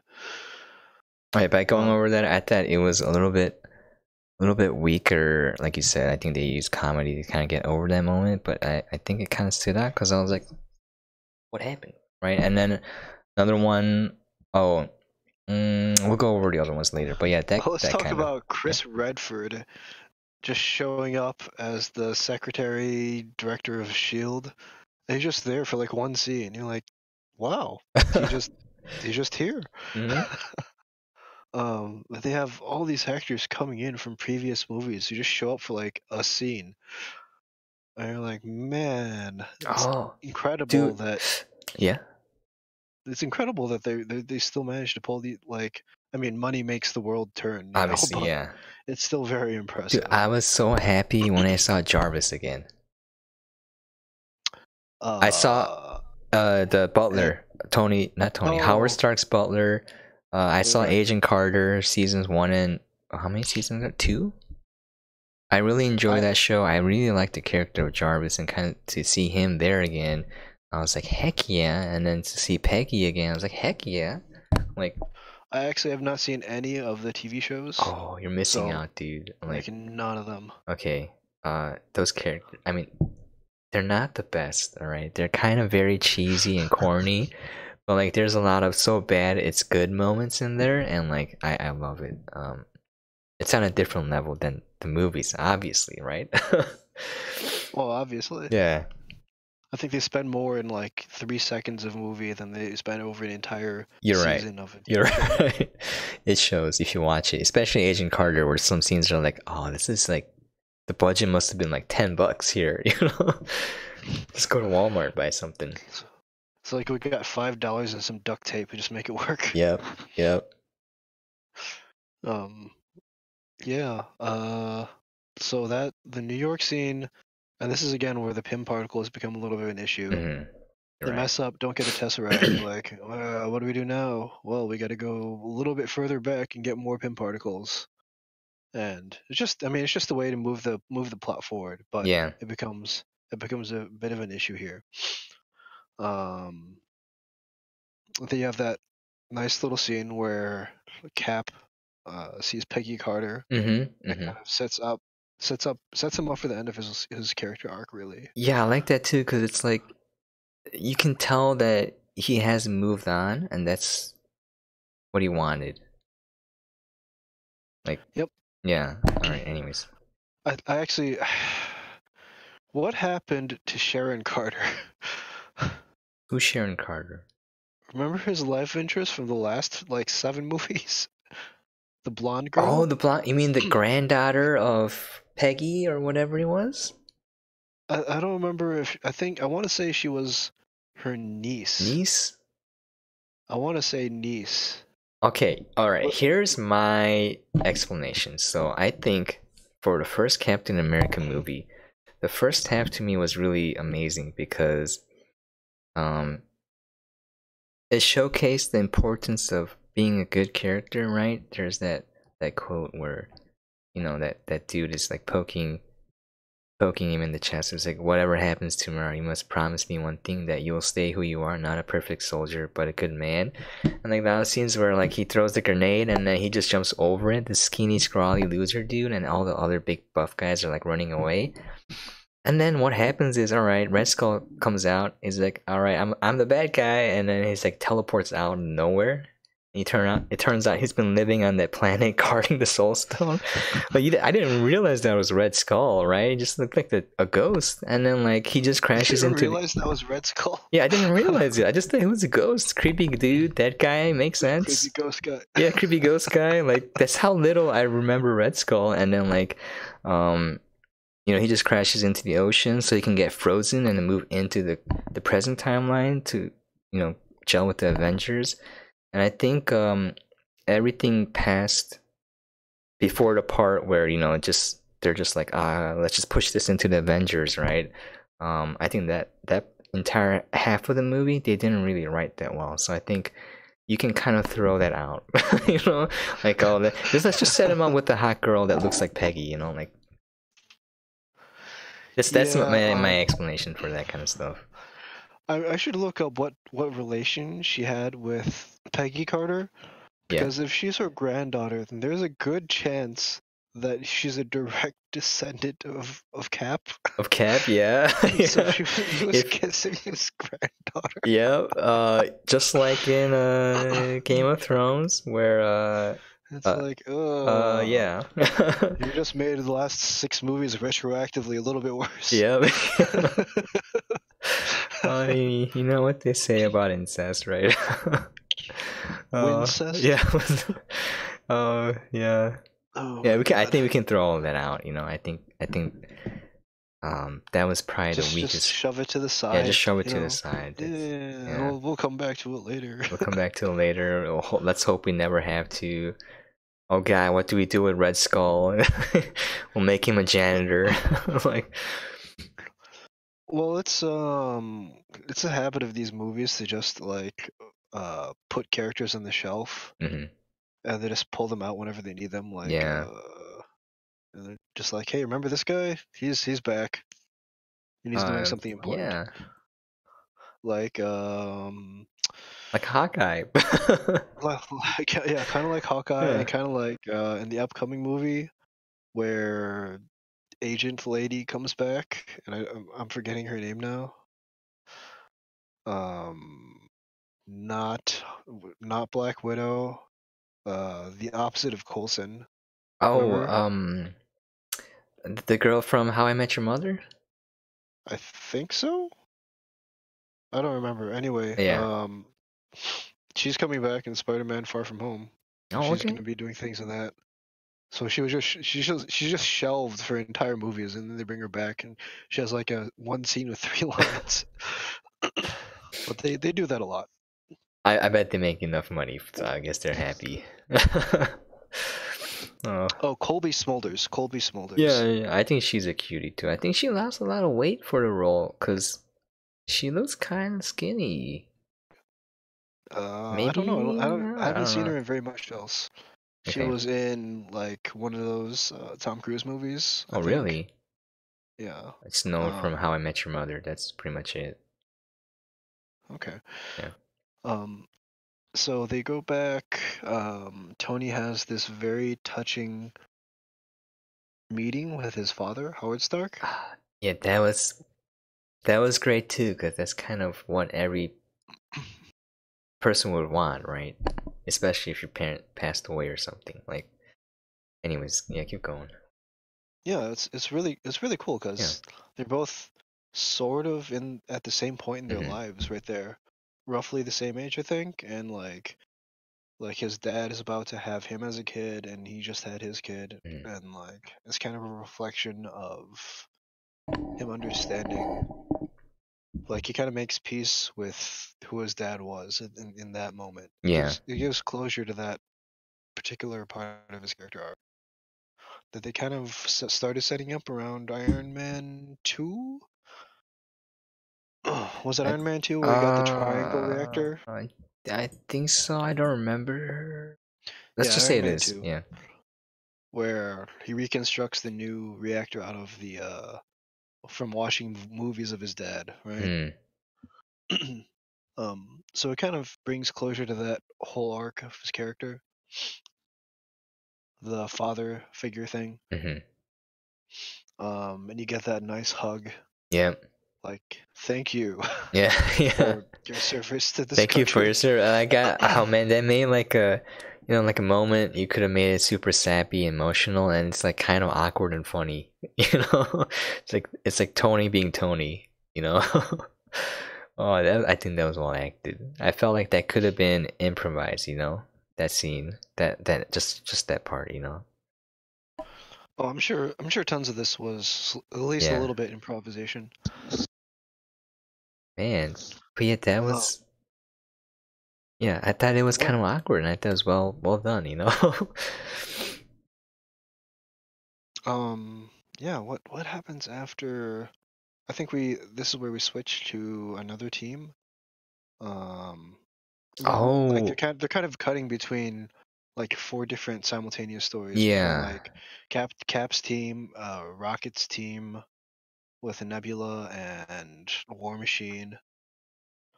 And oh, I loved where they cut to the beginning of Guardians of the Galaxy, Where he's and it's yeah. literal Back to the Future, and they're just around the corner watching him. Yep, yep. And he's just dancing and singing to himself. Oh, that scene was so good in the original Guardians of the Galaxy. When I saw that scene, I'm like, I knew that the movie was gonna be great. Yeah, it was Yeah. probably like they had two cold openings. It was the second cold opening, and it was like the perfect character introduction. Because without any dialogue in that scene, you understand his character Mm-hmm. completely and Mm-hmm. where he is Oh, in the story. and the music, the soundtrack for that movie, I was like, bomb. Like, this is Yeah, amazing. yeah, that's where I think that was one of the reasons I put Guardians over Thor Mm. Ragnarok. Is exceptional use of the soundtrack. But And I what think it's about also the scene where, if you just a little bit as a side note, as a preview too, the scene where Thor is hanging from the chains and he's talking to this demon guy, and the chain is slowly turning him around, and then he's like, "Oh, sorry, I swear I'm not doing this. Just give me a second." And the demon guy is just waiting there, and he's like slowly coming around, he's like talking to him, and then it's like, "Oh, it's going around again." I was like, "This is a comedy." That's when it hit me. I'm like, "This is not a regular Marvel movie. This is a comedy, and it's freaking brilliant." Anyways, I know I would argue that that movie only had one good song, Thor Ragnarok. Thor Ragnarok. It had a bunch of good music, I don't, but it only was one really stuck out to me. I think people know what I'm talking about. But that one scene, that one song, you know what I'm talking about? you mean the bookend that they use as a bookend? It was like the Yeah, what is the name of that? I know what you're talking you know about. what I'm talking about? It was Yeah, using the first. He was using the first and last action scene. yeah. It's just like but yeah, I think you're right. I think Guardians did have the better soundtrack, better acting, but like Thor Ragnarok was just a comedy. That's how I approach it. Oh, Thor had some great acting. It Yeah. had like, man, Kate Blanchett was so good Oh, in that because like I can't picture anyone else doing better than she did. Like her character was so deliberately ham-fisted, yeah. and like it was like just so her character is so obvious, Like it's and also all an her lines are so cheesy, yeah. but she pulls it off because she's Kate Blanchett and she's amazing. Also, it's a Um, nice contrast because everything else is like stupidly hilarious, and then here she is just killing everyone. yeah, exactly. Yeah, She works in the same. She works actually better than Ronan the Accuser did in Guardians of the Galaxy. yeah, The yeah, reason Ronan the Accuser worked is because he was so straight as a villain, yeah. and all the all the goofy stuff worked around him. He was like, I remember that scene still where he's like dancing in front of him, right? Yeah. And then Ronan's like, "What are you doing?" I was like, he's just Like, being Ronan, you know? He's like, I'm having a moment here. Yeah. What are you doing? Oh man, we could do a podcast about Guardians of the Galaxy. I guess we should do that before Guardians 3 comes out. But yeah, that'd be the perfect moment. But anyways, going back. We got a couple years, I think. Yeah. I think it's 2021. 2021, perfect. I want to say 2021. Yeah, we can do like the entire trilogy. That would be great. Guardians 1, 2, 3. Yeah. Going into it. But anyway, coming back to Endgame. So there's that great moment where Nebula and War Machine are watching him dance. So basically, he's an idiot. Yep. I like that Nebula spends the whole movie dissing Quill. I know, and there's like 4 or 5 moments where she's just relentlessly shit talking him. And she's not even like trying to be mean; it's her being serious. That's the best part. It's just her like straight face serious.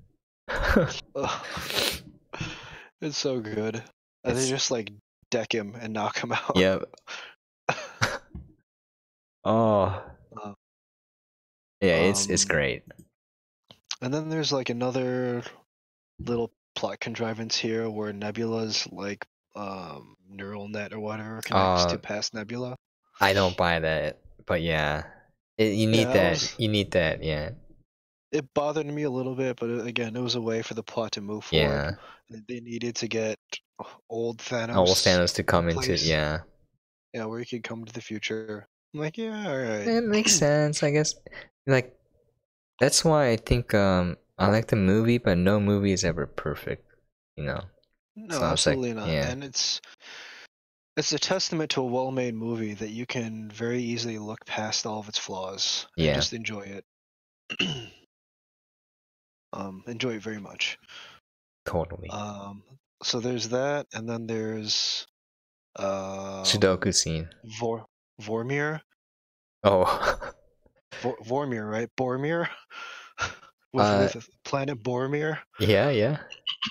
With Red Skull. I can't believe you didn't know that was Red Skull. Oh yeah, the first time through, I was like, "Who's this guy?" It's just literally has a red skull.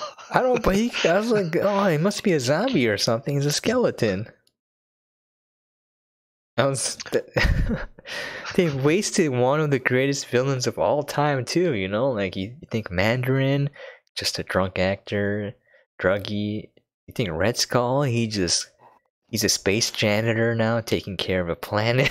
Like, oh. Yeah, I don't know. Red Skull was always super weird. Like he's just a Nazi. Yeah. But like he's a counterpart to Captain America. I think it's smart because he doesn't really fit in today's age, like in time. Like he's not really. I don't think people would see him as a villain. He's just a Nazi with a red skull. Yeah, he's just got a red skull, and that's his thing. That's his thing. I mean, it harkens back to an age of comic books when, like, every week you'd have a different villain, and it was just the same villain, but with his costume colored a different way. Yeah. Or like they're just throwing stories at the wall and to see what will stick. It's like, or the current reflection of the political time period. So if it's a Cold War, Russians are the bad guys. So if we're fighting World War II, Nazis are bad guys. Like, I mean, Doctor Strange basically came out of that concept. He came out of like a bunch of B stories that were thrown together into like an anthology. Oh. And there's Doctor Strange casting his weird magic, and people really liked it for some reason. It's how they did a lot of comic books back in the day. Like they would just put a bunch of stuff into a big fat comic book and see what sticks. What people liked. Okay. Yeah. And like a lot of it was real garbage. Yeah. And but then you got like Doctor Strange and all this interesting stuff. But like so they're on planet Vormir, and I love that it's framed basically it's a shot for shot remake of Infinity War. Yeah. At this point. I think for me that scene is the one that sticks out the most. And they do such a good job of comparing and contrasting Thanos and his motivations and his actions versus those of the Avengers. So like you were right too, like it's shot for shot almost a parallel to what Thanos did or happened to him, but it was such a stark comparison because you see Thanos is always sacrificing other people. Like he's to achieve his goal, it's like everyone else is the problem, so I need to sacrifice them, never himself to fix the problem. And here you see two guys not who didn't lead perfect lives fighting to sacrifice themselves. Now, I'm committing Sudoku first, like, and you see how different their approach is, like why they could be quote unquote called good and why Thanos is the villain, right? They're the good guys and this is the villain, and Thanos is a emo where he's like, I need to fix this by using other people, whereas these guys here are like, I'll sacrifice myself to save everyone else. Like, yep. Yeah. And like the way the scene played out was really nice. And again, I have to point out some really nice comedy framing because right after Red Skull introduces the premise of the sacrifice to them, it's a very dramatic moment, and it just cuts to them hanging out trying to figure it out. Yeah. And it's just this wide shot, and like Black Widow just sitting, like, what am I doing? And Hawkeye just kind of kicking the dirt. He's emo. He's being emo. Yeah. And he looks over at Red Skull, just staring at them. He's like, "Yeah, hi."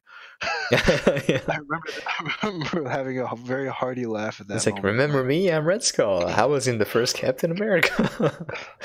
And they're just hanging out there, and it was so funny because it's like this preposterous location and scenario they're in, but it feels like a real moment because it's totally something you do. You just kind of sit there and kind of kick around and like, what do we do? Yeah, you're right. It felt real. Like, I think that's the genius of the movie and the acting and everything, the directing, the editing, because it's about superheroes, but like it's set in space, all of this time travel stuff, but like the core raw like essence of the movie is relatable. It's real. Like if it could happen to someone, like not that exact situation obviously, but like that's the same elements or themes can happen to someone. You can relate to it to a certain level. Yeah. So they fight. And by the way, this was pointed out to me by someone, I don't remember who, but every time that Hawkeye and Black Widow has fought, Black Widow has always won. Oh, that's true. Okay. I like that they don't really make a big thing of it, but she's won every single time. Yeah. And then you get that super sad shot. Again, frame perfect with the way Gamora sacrifices herself. And then he gets the Soul Stone. Yeah. And it's like, wow. And then we moved to Fat Thor, and we skipped over this earlier. We did. We skipped over Fat Thor. Fat Thor hanging out with Korg and Nick playing Fortnite. All right, New Master 69. For the last time, New Master 69. I think it was New Master 69. It was because I saw a guy in Dead by Daylight with that handle, and I was like, "Someone watched Endgame," and he said yes. But like, all right, let's go over that. First of all, Taika Waititi is a genius. I like that scene. It was all improv. This is funny. It felt like you just walked in on a bro dude playing Fortnite, and you could kind of imagine that happening, you know? Like, also kind of showed, I'll just go over the good parts for me. I want to go over what I didn't like, and then I want to see your take on that scene. You don't necessarily have to reply to, like, my thoughts on it. Sure. I'm interested in what you think of it, because I talked to Isaiah. He had a different take than me, right? Totally different. He liked that scene. For me, I thought it was great because it shows that Thor, as a character, couldn't handle failure, and that's something we can all relate to. And it kind of went on a downward spiral, and like he's stuck on that moment where it's like, I killed Thanos, therefore I didn't fail, but he's lying to himself, and that's why he turned into a fat drunkard playing Fortnite with Korg. And all the dialogue in this scene is super hilarious because it's real. It's like, you can imagine that happening somewhere. Like, you know a buddy who might act like that, right? New Master 69, that kind of scene. But then the reason why I didn't like Fat Thor is I've been watching all the Thor movies, right, and up to Ragnarok, and you see Thor evolve as a character. So Thor 1 I thought was brilliant. If you just take out Natalie Portman's character, I'm gonna erase her from my memory. Alright, she doesn't exist. First Thor was directed by Kenneth Branagh, and he does all the Shakespeare stuff, right? So like Thor 1, I wish he went more that route. All the scenes in there, like, it's very reminiscent of the old Shakespeare plays that Kenneth Branagh directed and acted in. It's a very typical coming of age story of a spoiled prince turning into a king who leads his people, right? So like Thor 1, he's just this spoiled jerk, and then all of a sudden he turns into wanting to protect these weak humans when he has no powers and is willing to sacrifice himself. And then that's when the armor comes down, the hammer comes to him, and like he's worthy, right? That's an epic scene. And then Natalie Portman ruins it by saying something like "Oh my God" or something like that. I was like, get her out of here, you know. This is supposed to be a great scene, and then you see him keep developing, you know, like this relationship with Loki, his relationship with the people of Asgard, and like him accepting this role, and like him having a genuine desire to serve his people and the people of like just everywhere, right? Him coming into his own without, you know, having to be his father's son. He's just Thor, right? And all of the emotional loss with his mother too. And so like I can see him not being able to handle defeat, not being able to handle failure. That's fine. I could see him going in a dark spiral. That's fine. But then they made it too comical for me to take it seriously. Like, so the problem I had was, all right, his character becomes a total joke, and I don't mean that like in the way where he can't handle failure. I mean, he's just too goofy. Like, you know, when they're in Asgard, it's like, I can't do it, and he just runs away, right? Like, all right. Some people might like that because I think that was I remember the directors talking to him and it's like, all right, you can pick the direction of Thor. They're talking to Chris Hemsworth, and they discussed this a long time. He's coming out of Thor Ragnarok, where Taika Waititi is a genius and he took Thor in a new direction. So like Chris Hemsworth's like, I want to take Thor in a new direction too. They're like, all right, let's do Fat Thor, right? But like I think he went too far, whereas Thor Ragnarok was both comedic, but it also showed him as a character, right? It was comedic in a way that made sense, whereas this one was just made him look like a goofy nobody. And then at the end, he just eats off. He's like, I'm gonna leave Asgard. Let's go do my own thing. And I was like, it seems a little bit jarring from all the character development from before. Like, if it hinted at that earlier, I wouldn't have had a problem. And I don't think he's going to look for Loki. He's in another reality. He's not in their timeline. He's in the past timeline. So he's just like doing his own thing with the Guardians. And I think that was the main point. It's like, how do we move Thor into Guardians 3? And that kind of broke the character development there for me from the previous Thor movies. And like, they're saying, I disagree with this too. The directors were saying Fat Thor is a relatable character because he's strong as he was before. I was like, no man. Thor from before could, he started the sun, he killed Thanos. Like, he's the only one who could fight Thanos with his weapon, obviously. But like, in this one, he doesn't really do much. You can't talk to Natalie Portman, and I'm glad because she's a bad character. Get her out of this MCU. And like, also what I didn't like was Valkyrie. How it didn't really show it, but like she became this really strong character where when you introduce her in Ragnarok, she's a drunkard. She just comes out of the ship and she falls off because she's drunk, right? And now she is this really strong character that kept New Asgard together. And then he just like, all right, you're the queen now, and then he just leaves, and that kind of undermines the effort she made because she didn't need Thor to give that to her. She earned it. She didn't need that. She didn't need that affirmation. She was already the leader. They could have handled all of that a lot better for me. Like, I think Thor would have been like, I'm going to go look for Loki. Why don't you, and then just pass the role to Valkyrie. Anyways, I'm just musing, but like, for me, the main issue I had was it undid all of the character development of the previous movies and made him into a goofball. Like it's just it didn't quite fit for me.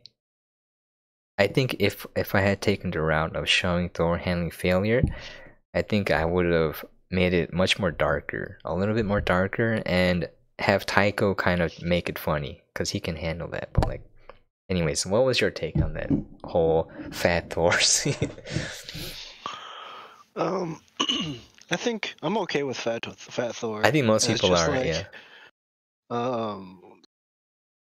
I think it looked hilarious. It did And look I'm pretty hilarious. sure- Yeah. I'm pretty sure it was a prosthetic, Yeah. Yep. and it was so good. It was so well done. It was so. Oh, if I can add on to that real quick, I think a lot of people said they like Fat Thor because he looked like an actual Viking with the beard and the belly, right? The beard and the Yeah. belly. Yeah. Anyways, keep going. Sorry, just adding that in there. No, yeah, it's fine.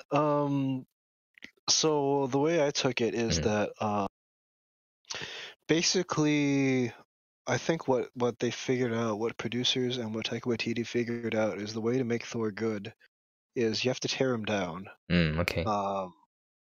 Because he's the Norse god of thunder, you know, and the way he was portrayed in the first like 2 Thor movies and like most of the Avengers movies, like you just kind of upright, like I'm Thor, god of thunder. I'm Thor. And, like, Yeah. he was like so one-dimensional.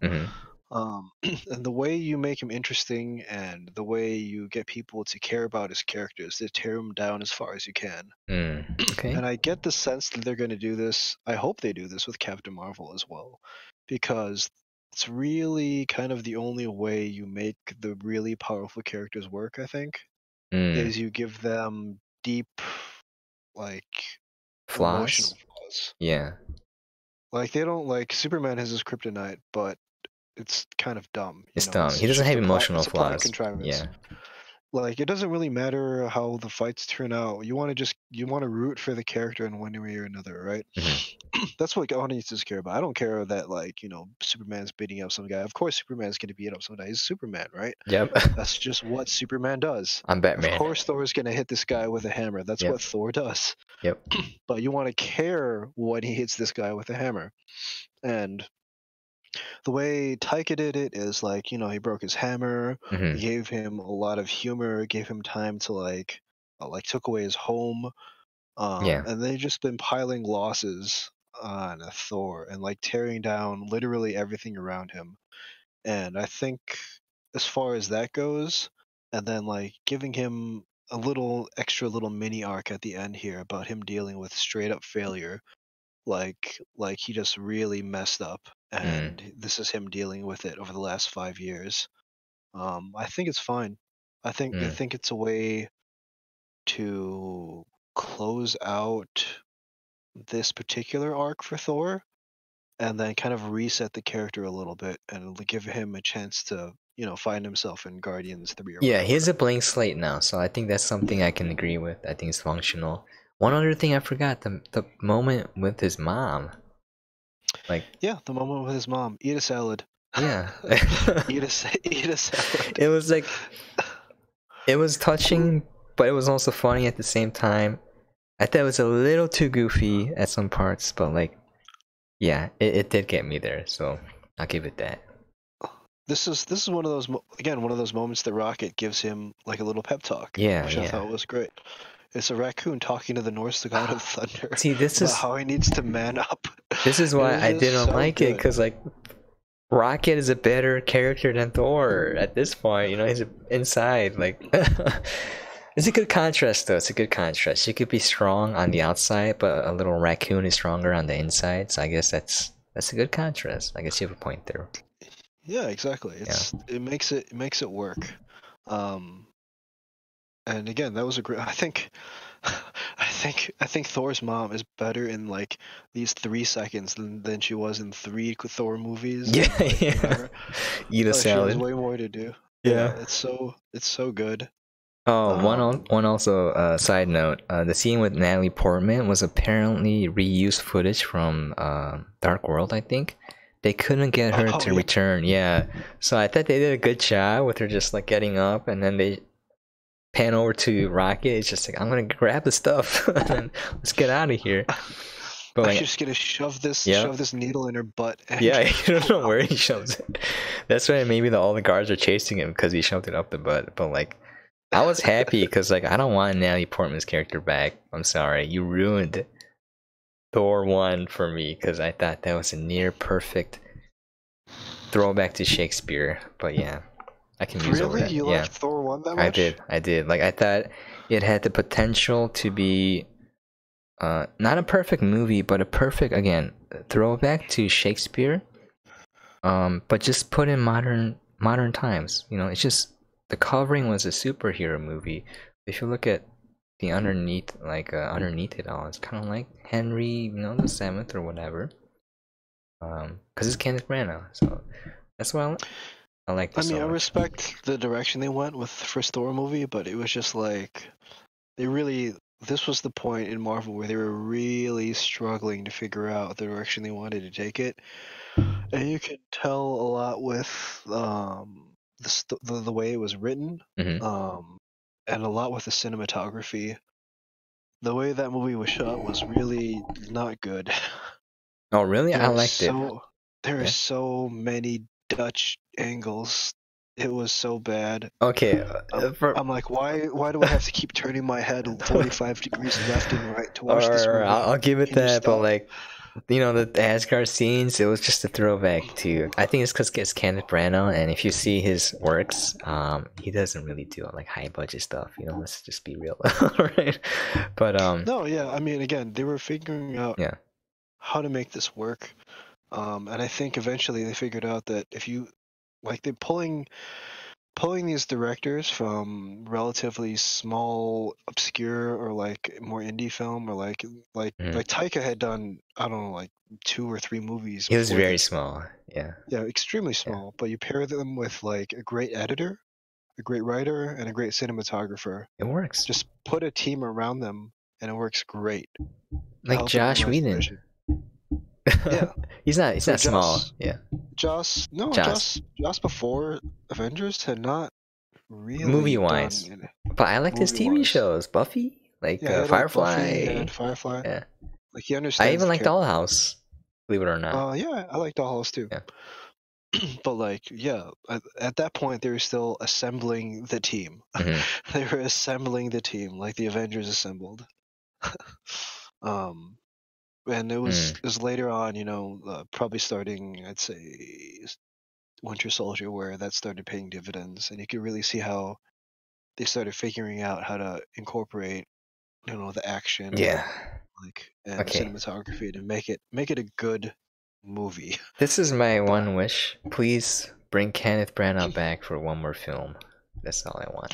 Doesn't have to be Thor. Just like I just want Shakespeare in the Marvel and like the MCU. Just a secret Shakespeare play.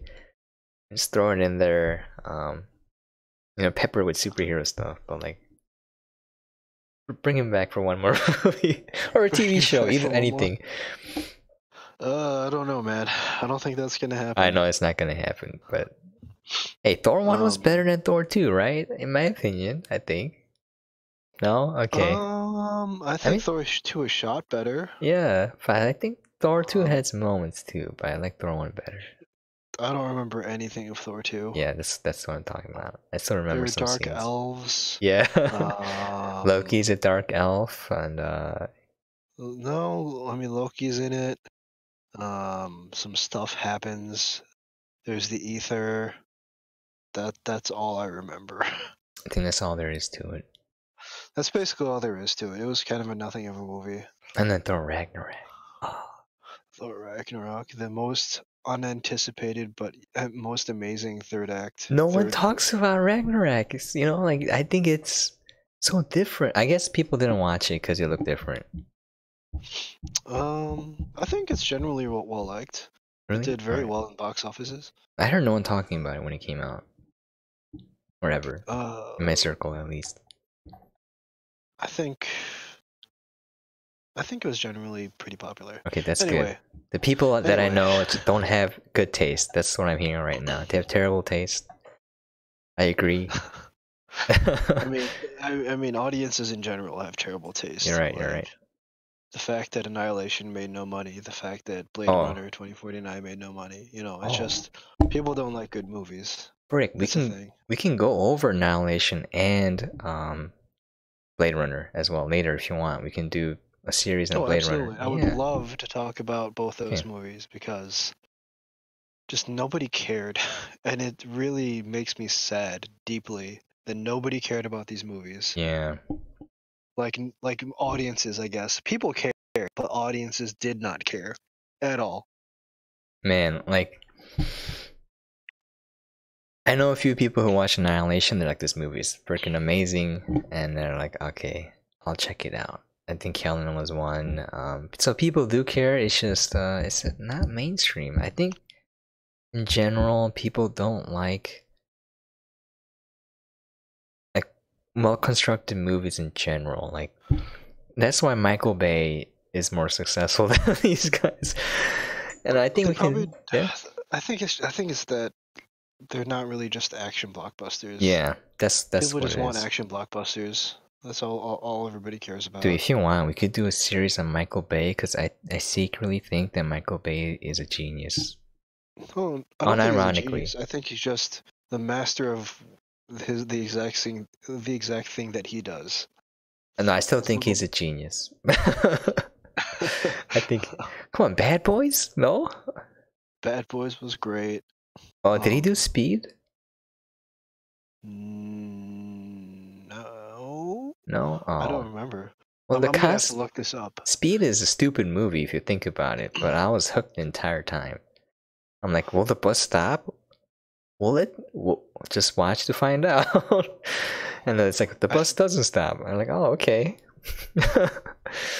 Oh, it's all Keanu, dude. Yeah, Keanu. Dude, Keanu is so bad as an actor. No, are you kidding? He does what he does very well. You mean like show no emotion? Okay, first of all, I love Keanu. Deliver one-liners with no emotion. Whoa, I know Kung Fu. Yeah, first of all, I love Keanu. I love John Wick. John Wick is like one of my favorite series of movies ever. I'm excited for 3. It's coming out very soon, I think, right? Oh, dude, that could be another series. Yeah, there's too many movies coming out. Parabellum. I hear the early reviews are very, very positive. That's good. For Parabellum. I mean, I just saw a CNN trailer where I think I mentioned this already, where he's like throwing a knife into a dude to kill him, right? He just keeps throwing it. It doesn't stop. It's like, stay down, stop moving. Stop moving. I don't want to hurt you anymore. It's like, oh my god, it's so gratuitous. You know, everything he does. Oh, it's just a celebration of action movies. Yeah, it's wonderful. And he does Apparently, quite a few of the guys from The Raid are in this movie. The Raid is one of Isaiah's favorite series. I have not seen The Raid yet. I hear it's amazing. Yeah, I heard it's amazing too. Like, there's some.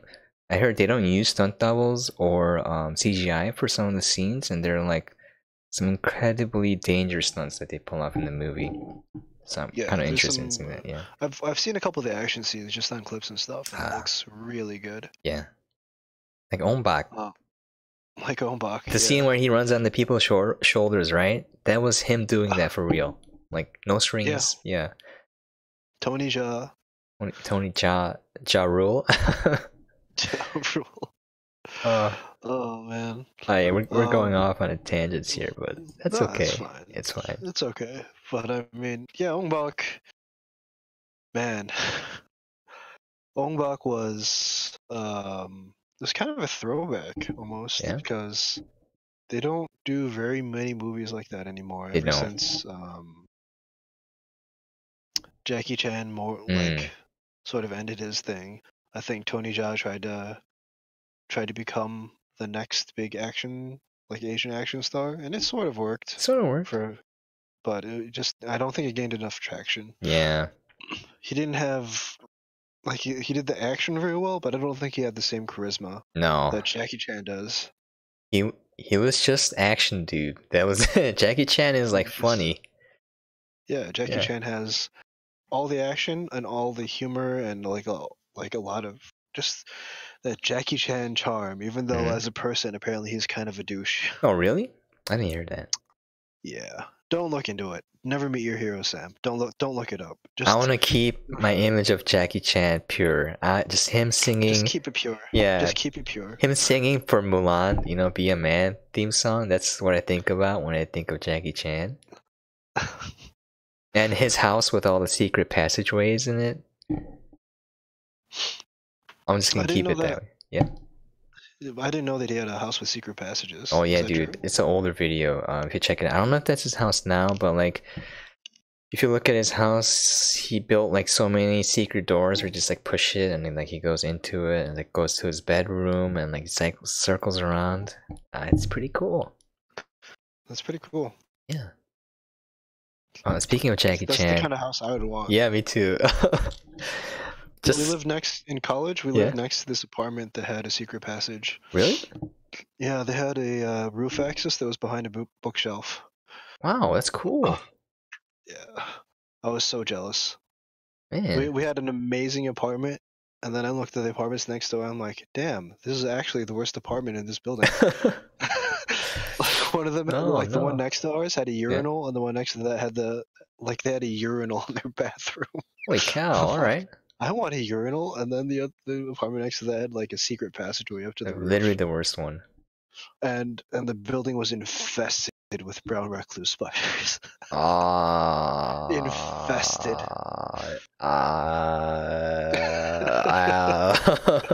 I saw some pictures of some recluse spiders. I'm like, keep those away from me, far away.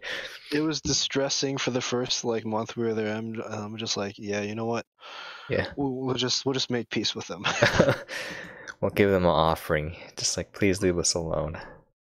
It was that place. I don't know if you ever went to my party. I think you were there once. I think just we had one a couple parties. Time briefly, but I don't recall. It was like this massive loft apartment. And then we only used 10% of the space. It was so big. Oh wow! All right. Yeah, it was enormous. But anyway, back to Endgame. Back to Endgame. Let's bring it back. Recluse spiders, Thor, Black Widow ties together. Yeah, Black Widow. Thor, at the end of that wonderful talk with his mom, says, "Wait," and he sticks his hand out, and he gets Mjolnir back. I'm like, That kind of bothered me, because then that means that Thor in that alternate timeline doesn't have Mjolnir. What happens? Right? Well, Cap brings it back at the end. Oh, right? You're right. Cap brings it back. I forgot about Cap. Cap brings it back at the end. Okay. But it was just like, oh man, dual wielding hammers. Dual wielding. Oh, and then the scene where Captain America can wield it because he's worthy. Again, I like that stresses that your character as a person and your internal strength kind of matters more than whatever you have on the outside physically, because they beat the crap out of Thanos finally. Right. So Thor, I think, segues directly back into the future.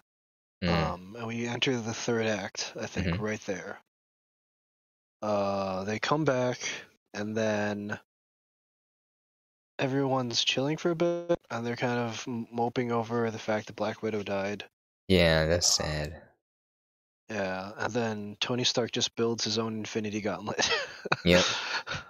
I'm like, of course that's how they do it. Okay.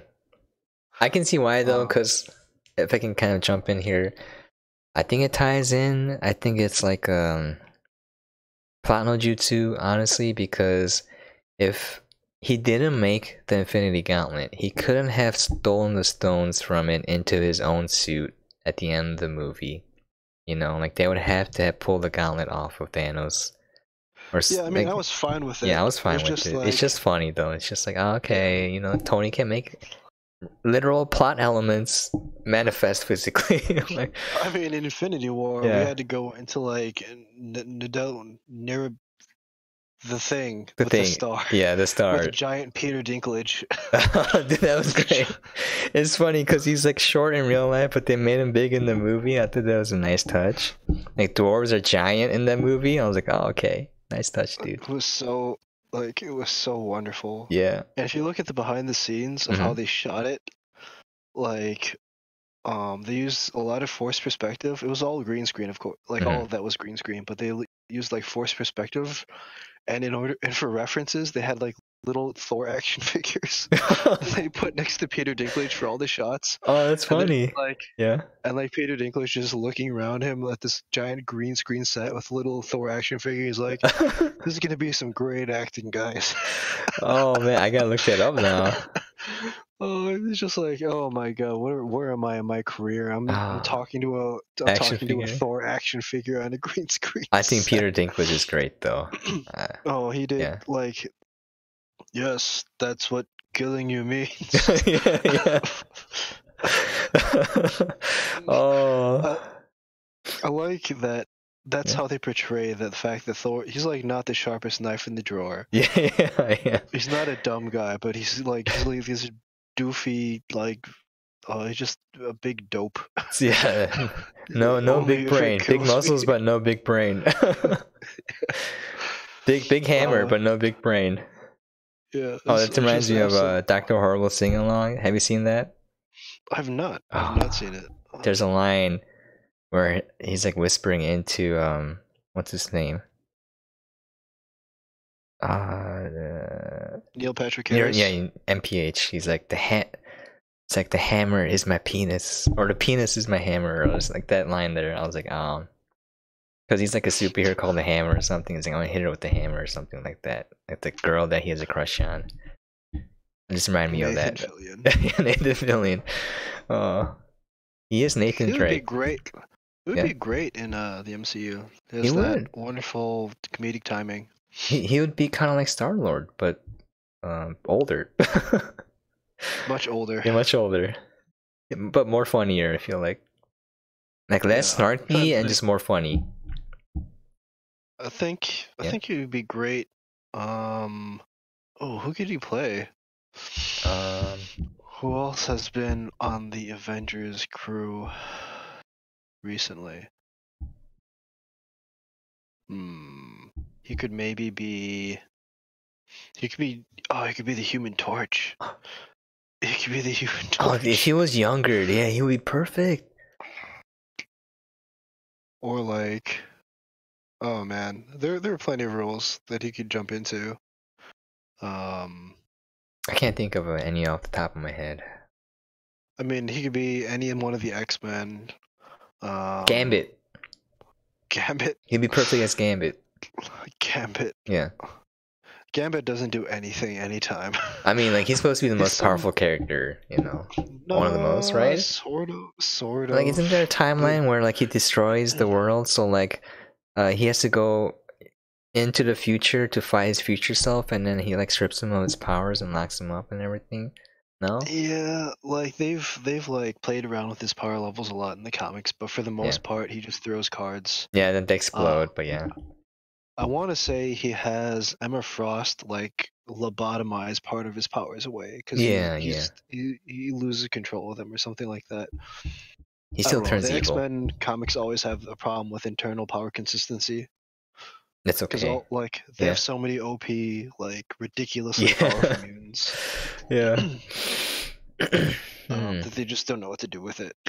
And despite that fact, they just keep rehashing the Dark Phoenix saga. Yeah, let's move past that. Remember the Dark Phoenix? That was pretty cool, guys. Yeah, let's do it again. Yeah, guys. Guys. I heard Apocalypse was really bad. I didn't watch it. X-Men Apocalypse. Yeah. I didn't watch it. It was Bryan Singer, I think. All the Bryan Singer X-Men have been really not good. Mediocre. Yeah. Mediocre. Mediocre. I'm excited that they're back in. I was surprised that Dark Phoenix is still seeing release. I guess it was probably mostly done when the Fox merger happened. They just released it. So we'll see what happens with the X-Men and the Fantastic Four, Oh, and whatever other properties they dude, if just you could have a acquired. good Fantastic Four movie, I think that would be a game changer. Really, it would, Yeah. because they were the first. They were the first family of comic books. The Fantastic Four, I believe, set Mm. the stage for the Avengers and the Mm. Justice League, and all the superhero team ups of the comic books in general. Really, Yeah. they were the first real team, and I think they deserve a good movie. Yep, they deserve one. I think they can do it They now. They have deserve too a much good movie. experience. They have enough Yeah. experience of taking these goofy, weird characters and making them convincing and compelling. Um, but then you'll have the weird position of Chris Evans existing in a universe where Chris Evans was already the Human Torch. Oh, wait, Uh, really? Wait, he was the Human yeah, Torch? yeah, he was the Human Torch, dude.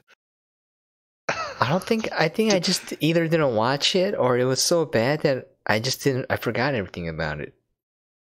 Yeah, Wait, that's was it him. the one with Jessica Alba as the Invisible Woman? Yeah, yeah, Oh he my was the god. Human Torch. I think I've erased that movie from.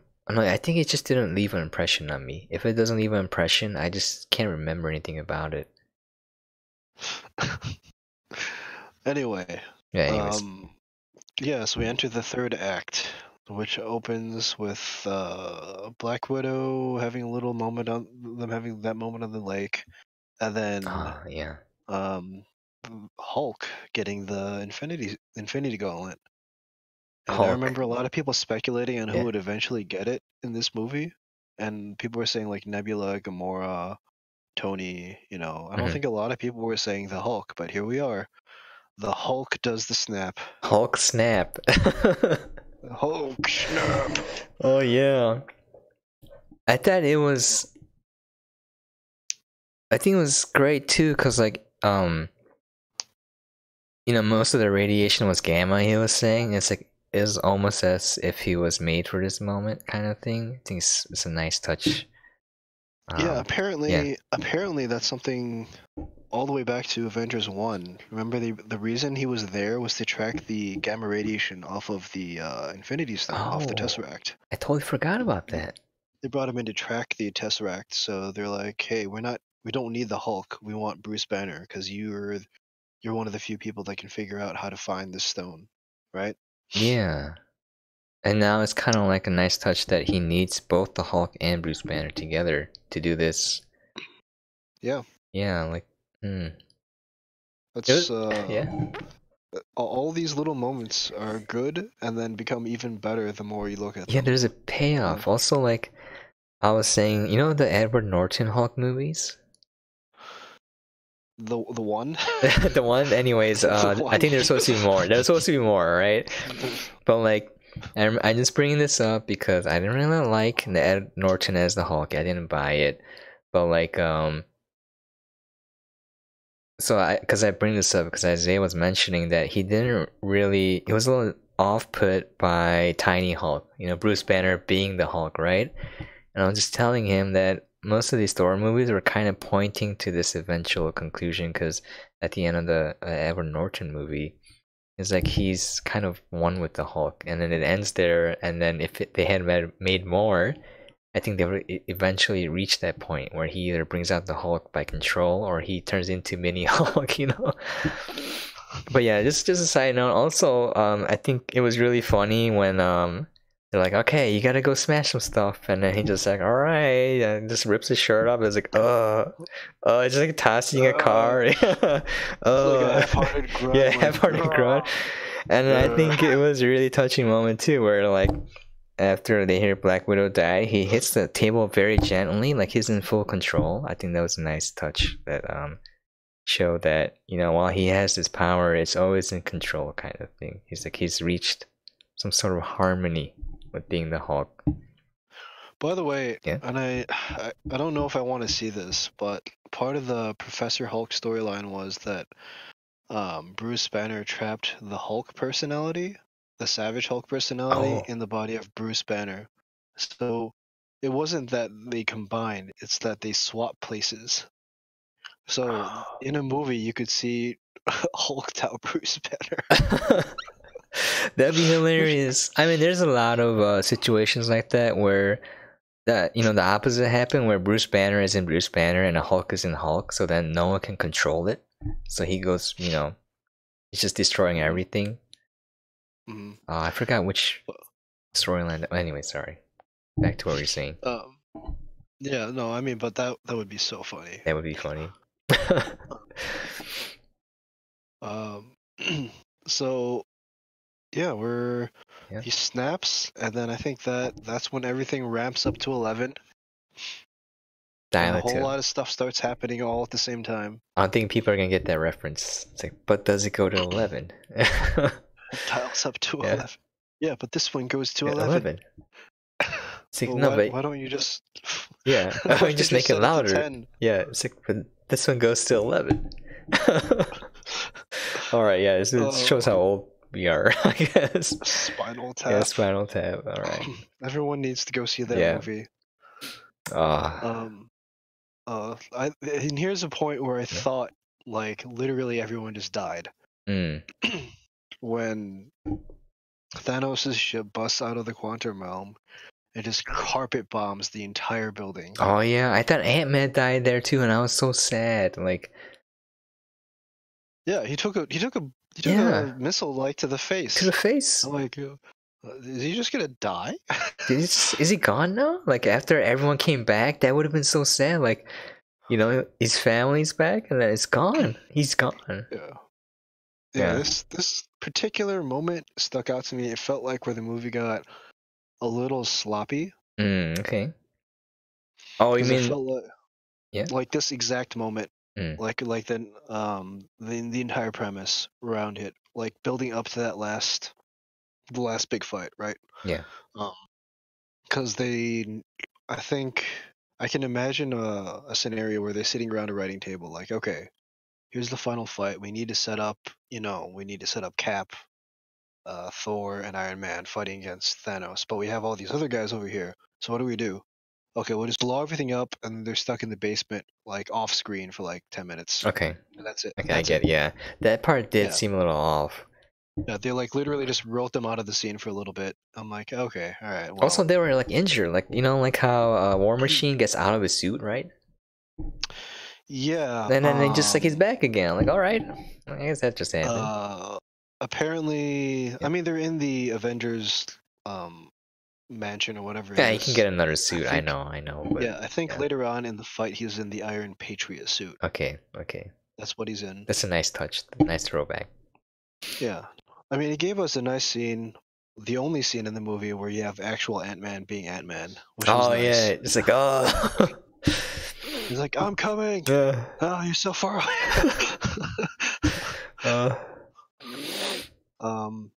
Yeah, Ant-Man didn't get a lot to do aside from like just hanging out. Being a baby, being a grandpa. Yeah, I think that's big. Being baby Ant-Man, and then like his one moment in the fight where he's just giant. He's giant Ant-Man. Okay. His deck's one of the flying dragon things. I just want to throw it out there. Yeah. It was so good. Yeah, it was good. Like, I thought it was like fantastic. It was everything that I wanted for fan service.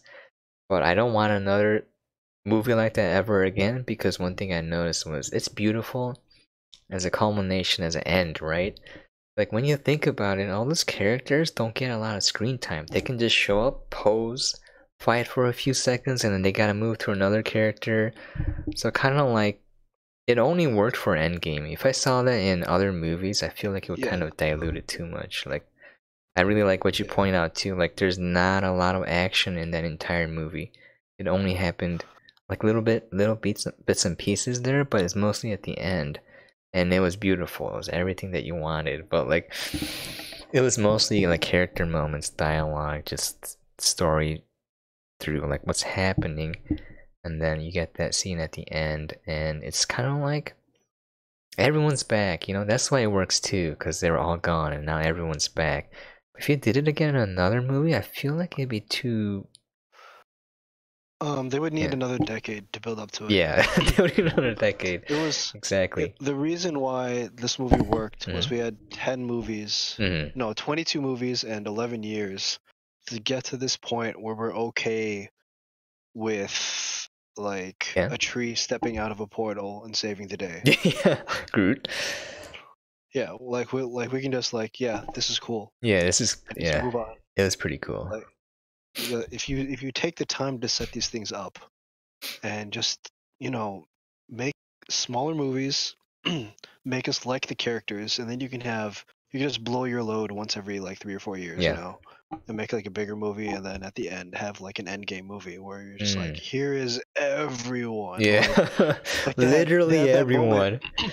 They had the moment, like the little wink and nod to the camera, Mhm. where Strange is like, "Is this everybody?" And Wong says, "What, you wanted more?" Yeah. It's just the director's like, "Go to hell, everyone. This is Yeah. the best Yeah. we can do. This is everyone. That's it." Yeah, I think usually with these movies, the third act sucks, right? Usually, yeah. Like it's like, oh, we have all this wonderful build up, and now like they got to fight an evil version of themselves, Can't. or it's just like Yeah. a big sloppy fight for like the last 40 minutes of the movie. Or like they don't know how to end it. Just like over. Yeah, but I think this one felt fine. Yeah. This one felt fine. Actually, yeah. Like it felt like it was the best possible movie they could have made to live up to all the expectations and hype that people had, while still making a good movie. Like for me, that was why I was surprised, because like if you think about it, all that hype, right? All those movies you mentioned, like what you said, 22 movies over 11 years or whatnot. The exact number doesn't have to be right. It was a long time and a lot of movies. How do you deliver on all the expectations that people have? And I'm trying to think of a better possible movie, and I can't in my imagination. I think this was like a great culmination and combination of actually like good dialogue and good editing and good shooting, cinematography combined with fan service, like everything in perfect balance. A little bit of everything, like actually good movie with fan service, and I thought for me at least it was as good as it could be, as someone can make it. All right, well, let's take this final fight and break it down Okay. into. Let's just let's just fanboy out a bit All about right. all the All right. great little moments in Okay. here, like that initial fight, and just like the lead up to fighting Thanos with Yeah. Iron Man and like the core three, right? Iron Mhm. Man and Thor and Cap. Captain America. Yeah. That was so damn good. Oh, especially when he gets the hammer, I was like, Oh, when they got the hammer. I mean, that was like when I was in Yeah. the theater, everyone was like freaking out over that. Oh, you gotta like It was pretty cheer, incredible. Yeah, people were like Yeah. cheering and clapping and yelling, and he was just like laying into him. And It I was thought incredible. it also showed how strong Thanos was, because he's beating the crap out of Cap and breaking his shield. And like you Yeah. don't see that in most of the movies. It's supposed to be indestructible, and here it is. Thanos is just shrekking through it. He just like his helicopter blade Yeah, just like goes straight through it. Yep. Oh man. And that leads directly into probably I think the best moment, like where Cap is alone standing against Thanos and all of his armies, Mhm. and it's the most Captain America moment of all time. It just keeps Where going. he's down, Yeah. and he just gets back up, Mhm. and he's ready to go all by himself, no Yep. matter what. And like all those portals open up, and you're like, yeah, Yes. this is it. This is the it. moment.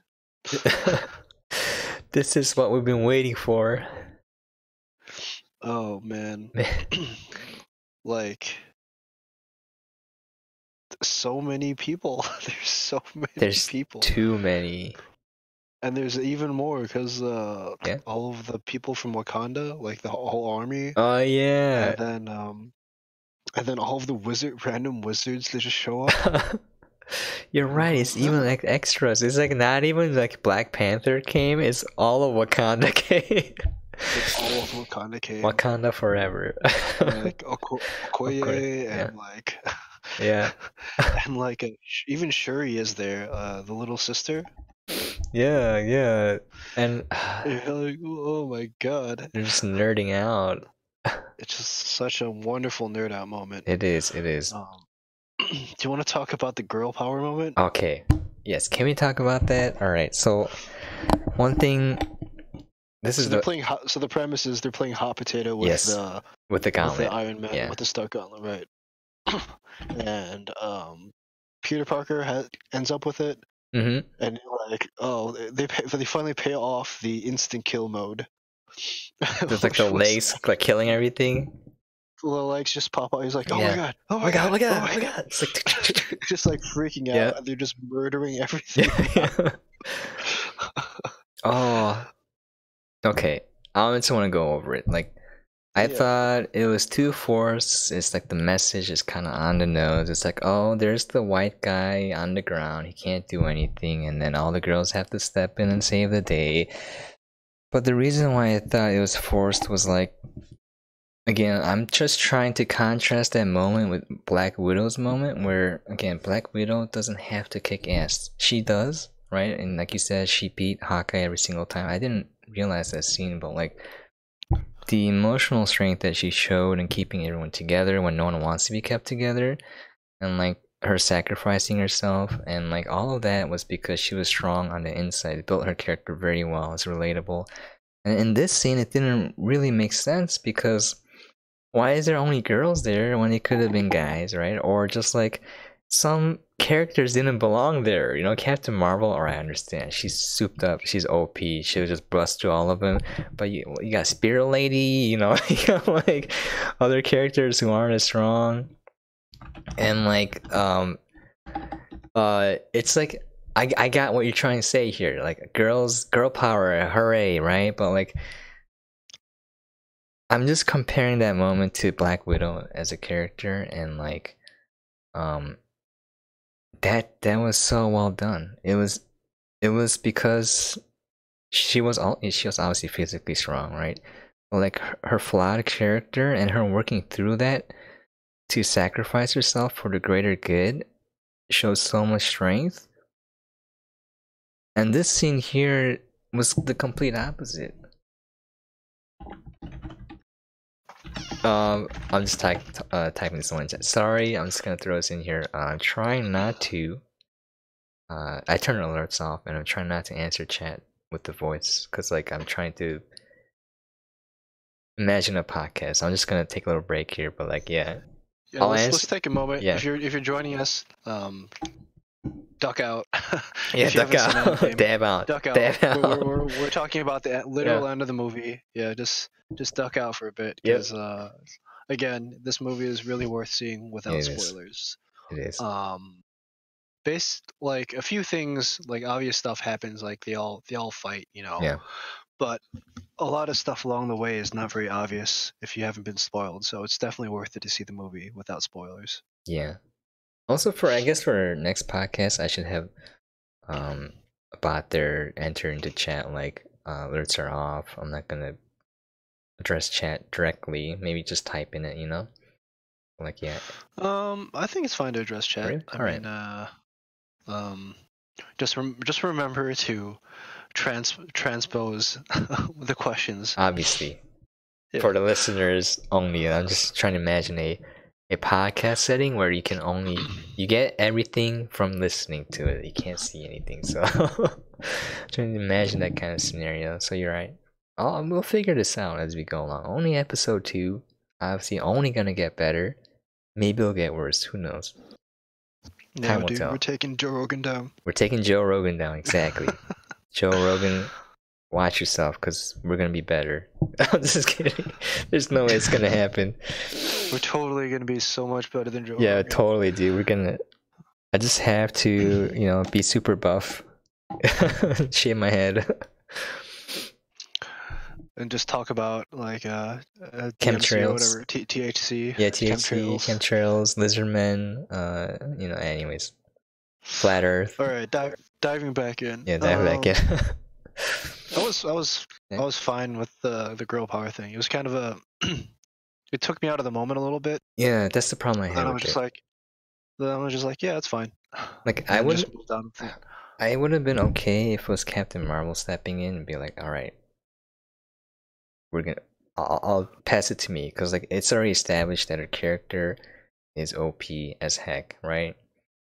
Yeah, But like the other I characters liked. are like, whatever. Yeah, she just dives in and Yeah. wrecks like the entire ship, and Or then like it's yeah, like Peter Parker who's like it's like curled yeah, up it's on the crawling. It's ground. like, or He's here's like, another scene.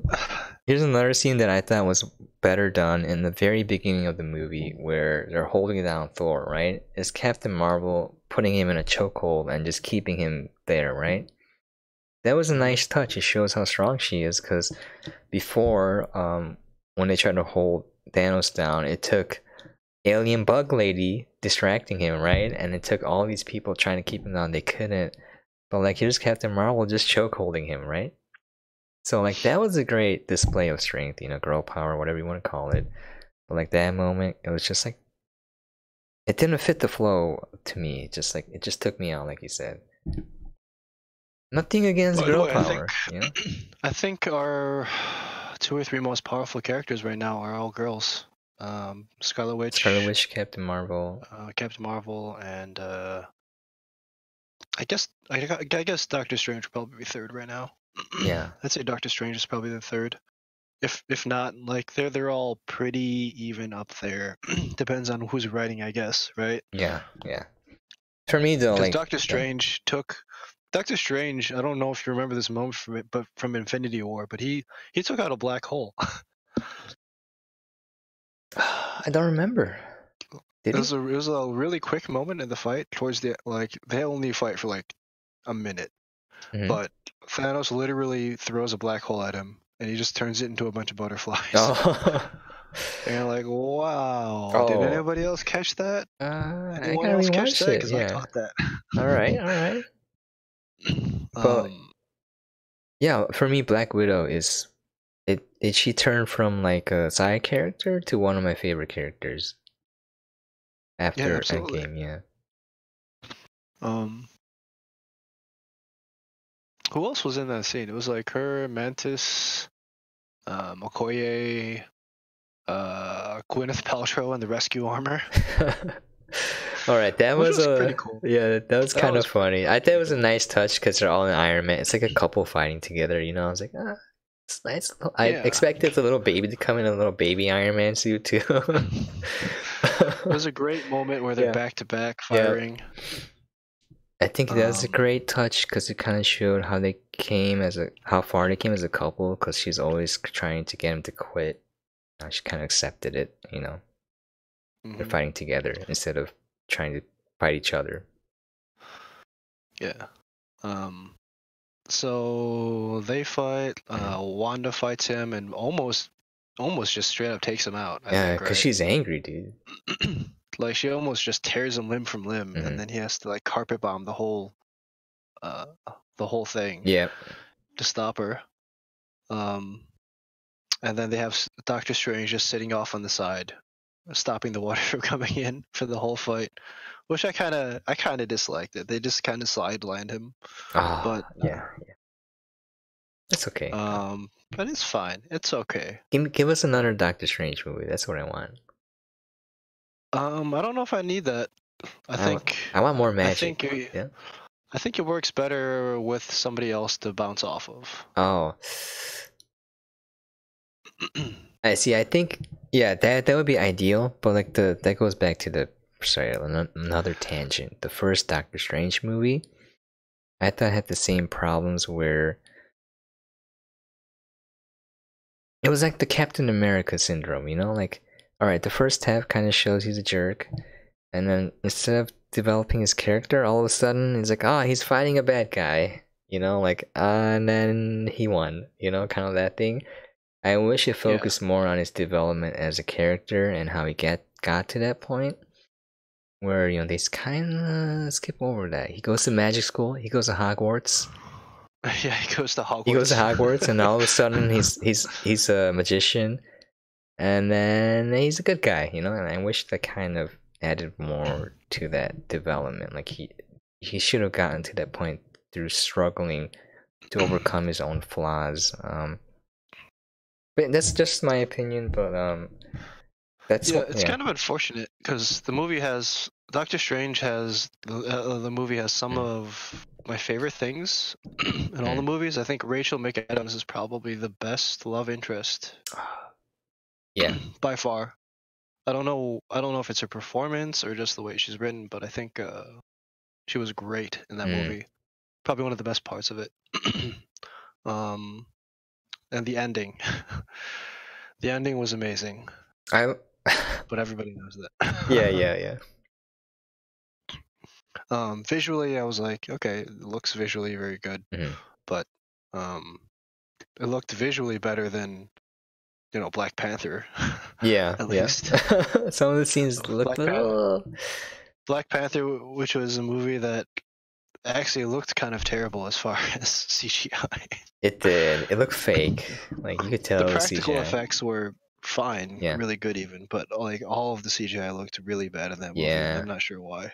I think I don't know if they shoestringed it because they weren't confident it was going to do well, but some of it looked really bad. It looked bad. It felt like the resolution was off for the real life scene they did, or like whatever they used for the green screen. I felt like something was off. It felt like I was looking at jaggy, like something that was anti-alias a little too much, like because it was off. I don't know what it was. Yeah. I just couldn't put my finger on it. Yeah, like the whole final fight scene where he fights evil himself was just my eyes were like glazing over. And it was just kind of unfortunate because it was a very nice movie otherwise. Another tangent. I thought the Killmonger, I would rewrite Black Panther. I like Killmonger's character. I wish he was the main character of the movie.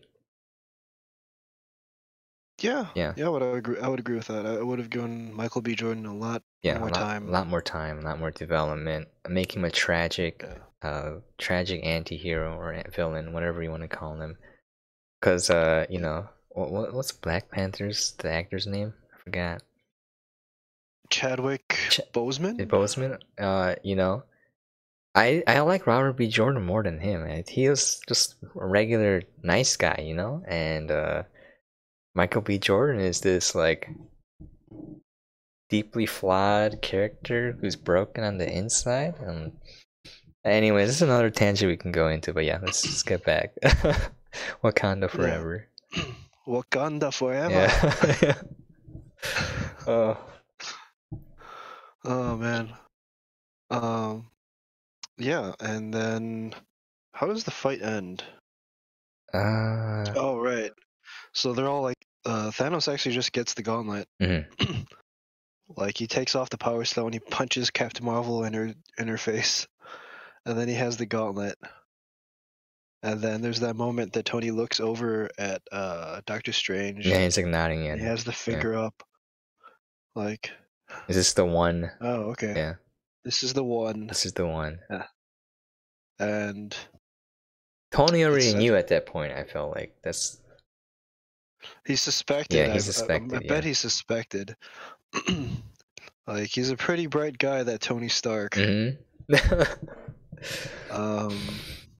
then he pulls off all the stones, and oh man, just like that shot is so good. Like the stones are lining up on his right arm. And I am Iron Man. I am Iron Man. Man. That's gonna last. I think it's gonna be one of those moments that people remember for a very, very long time. Definitely. Man.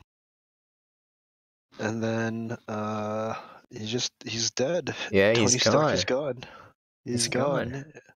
And Spider-Man has a great little moment where he's just like freaking out that his idol, his father figure, Tony Stark, is dying. Meanwhile, Gwyneth Paltrow's like, all right, just I'm his wife. Move. We're out of the way. Nerd. Out of the way, nerd. Yeah, out of the way, nerd. And then he's dead. Yeah. Man. After that, it's just a really long denouement. Tony's funeral, where apparently that was done for real, where they have the entire cast, Really? all of them. They were all actually there for that, and it was Oh. really a spectacular shot, and a Yeah. really restrained but Wait, good. I can't remember. Was it one take? Did the camera just Yeah, move through? it was one take. It Okay. was a Okay. very nice, like, slow crane through, Mhm. and it was very well done. I really liked that. Me too. That kind of Um, reminds me. People were making a big deal of the children in. I mean, the movie. Is it Children of Men. Children of Men, where they're in the car and it's one shot? They build it like a rig with the camera in the middle of the car, and then it would rotate around and show everyone in that. That chase, was it a chase scene? They do it 2 or 3 times during the movie. That guy, Yeah. that director, he loves his long takes. I didn't even notice at the time, but that was how smooth it was. It was just. I really appreciate Yeah. it, but sometimes it's kind of it kind of feels like too much. Like a Mhm. director's like taking his prized toy and shove it, like it's like a kid shoving their toy in your face. Yeah. Like, look at this toy. It's an Look at how amazing. wonderful it is. Yeah. If it becomes too much, then it kind of takes you away from the storytelling of it. Yeah, But yeah, I agree. Yeah, totally.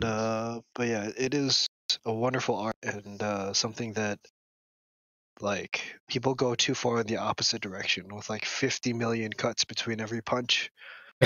Yeah, I know it's not. Or You're do like, you oh, do you remember when shaky cam was a thing, and every time there was a fight scene, the oh camera my would shake? god. Yeah, right? I'm so happy that we're moving away from that. Yes, please do not bring Like, shaky cam back. I mean, if you Yeah. like, handheld is fine, keep it Mm. tasteful, but like, if they should remake the Born Identity without shaky cam, I'm sure it'll be a better movie. Yeah. You know.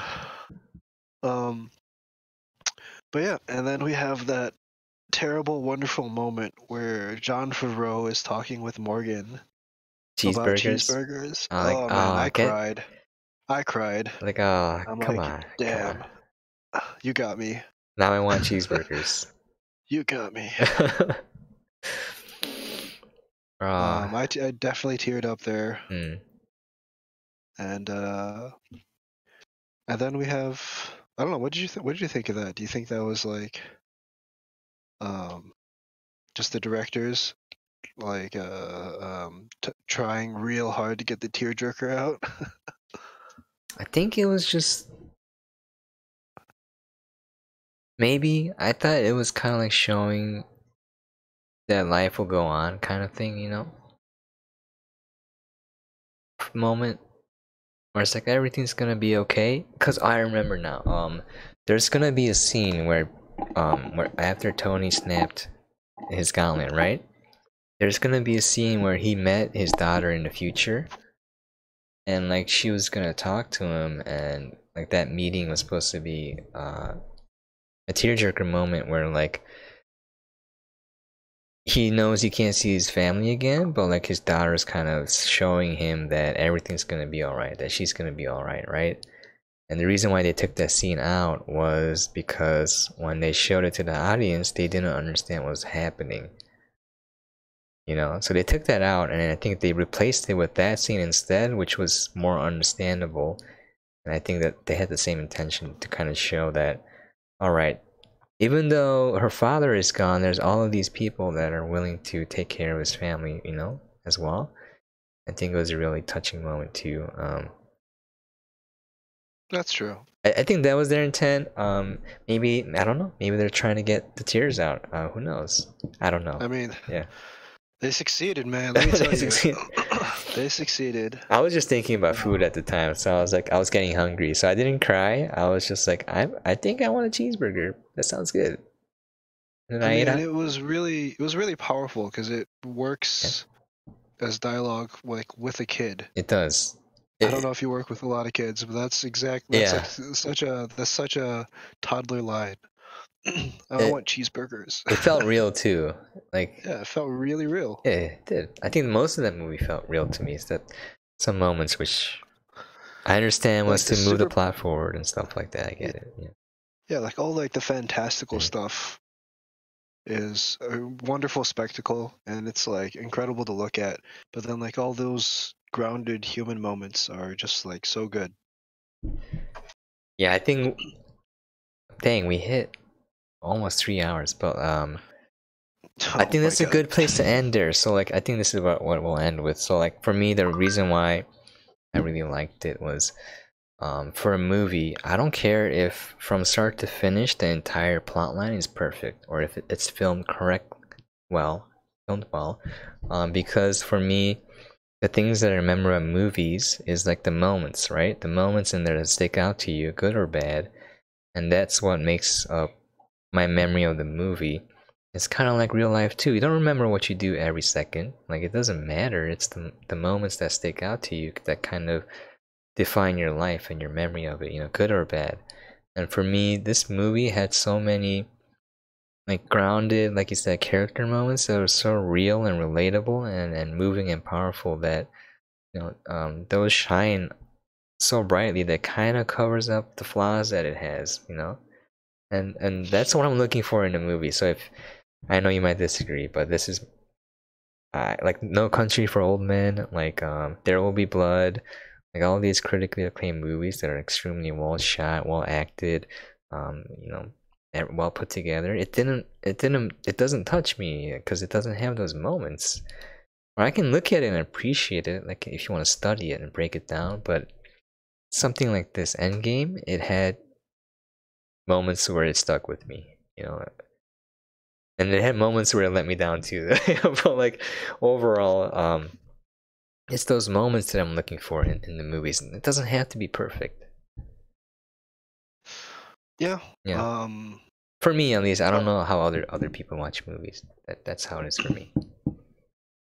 I mean, I'm fine with basically when I go to a Yeah. movie, I just want to feel something or have a Mm. good time, That's a good way to put And, it. and Endgame definitely does all of those things. Yeah.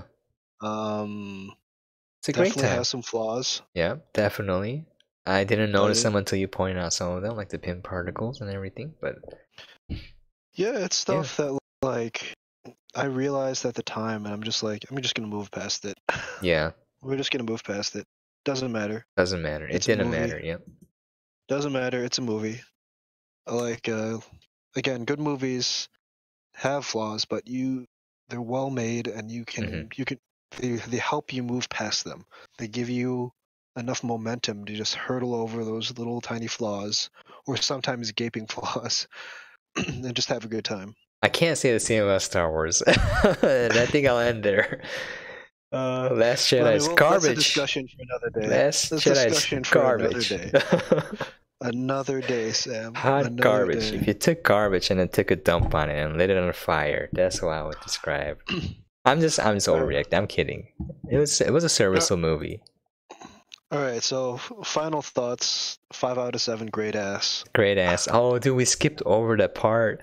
The We most skipped over America's ass. the most important part, assception, where Captain America sees his own butt, and he's like, "That is America's ass." I was like, "Ah, what a hilarious part in the movie! Like, who wrote that?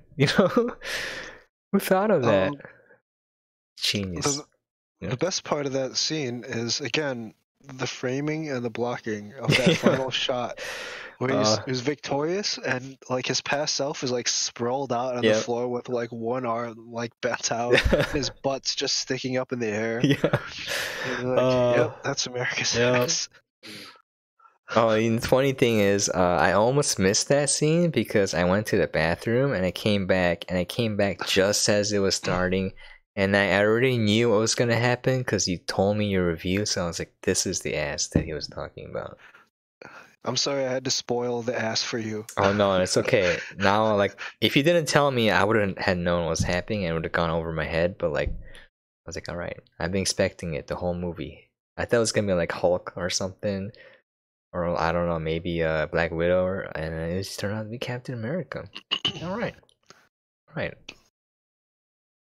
Yeah, it was it was really good. And again, it wasn't like you would expect a butt joke to be cheap, but it wasn't a cheap joke. It wasn't. It was fully earned. It was fully earned. There's not a build up to it, and I was like, okay. Yeah, so I think we can wrap it there after Yeah. 3 hours. 3 hours, dude. Well, I think we can do this. I think we should work on the format to keep it a little shorter because Yeah. nobody's gonna watch a 3 hour. Oh no, file. dude. I think people will if we get to the point, because Giant Bombcast is like 4 hours. Sometimes people still listen to it, but all right, we're gonna end there.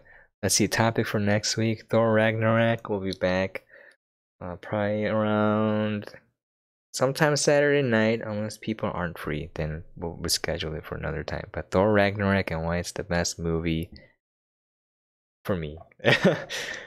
For you. For me, yeah. I think The Last Jedi was the best movie. Oh my god, get out of here. We're gonna do a podcast on why Last Jedi is the worst movie ever made. The best movie Best ever movie? made. Alright, before that, that's what I do at the end of every stream. I'm gonna just thank everyone real quick, and then we'll just get out of here. So, this is kind of cheesy, but let's do it anyways. O-Face Gaming with the raid. That's awesome. He's a Australian streamer if you want to check him out. He plays Russian Fishing 4. That game's free, Barry, if you want to check it out. realistic fishing sim that's free. Okay. It's hype. Alright, let's see. Whoop-de-doo, Spranks, Oakface, haha. Thank you for dropping by. I had to ban one guy because he dropped in and says, is it true that your thing is small? And I was like, well, you're banned. Shout out to that guy. Shout out to that guy. I don't even remember it because I banned him now. I don't see his name. Like, come on, dude. Have some class, man. I know it's the internet and all, but... Alright. I think I got everyone. Thanks for dropping by again. We'll try to make this a regular thing. Maybe keep it shorter. I like it long. That's what she said. Alright. Thanks to Isaiah for dipping out and going to Hawaii or whatever. Yeah, Hawaii, geez. Like, Hawaii, it's like, whatever, Hawaii is like boring, right? Who cares? So boring. Come talk about movies for 3 hours. Yeah, exactly. He's missing out. Alright, Isaiah will be up for next week, I think. Yeah, I like this format. I like this because I think one. Okay, let me just end here. I'll stop streaming. Be up on YouTube later. Check it out. Archivers, check the channel out. Alright, ending the stream here. Thanks, guys. Thanks. Till next time.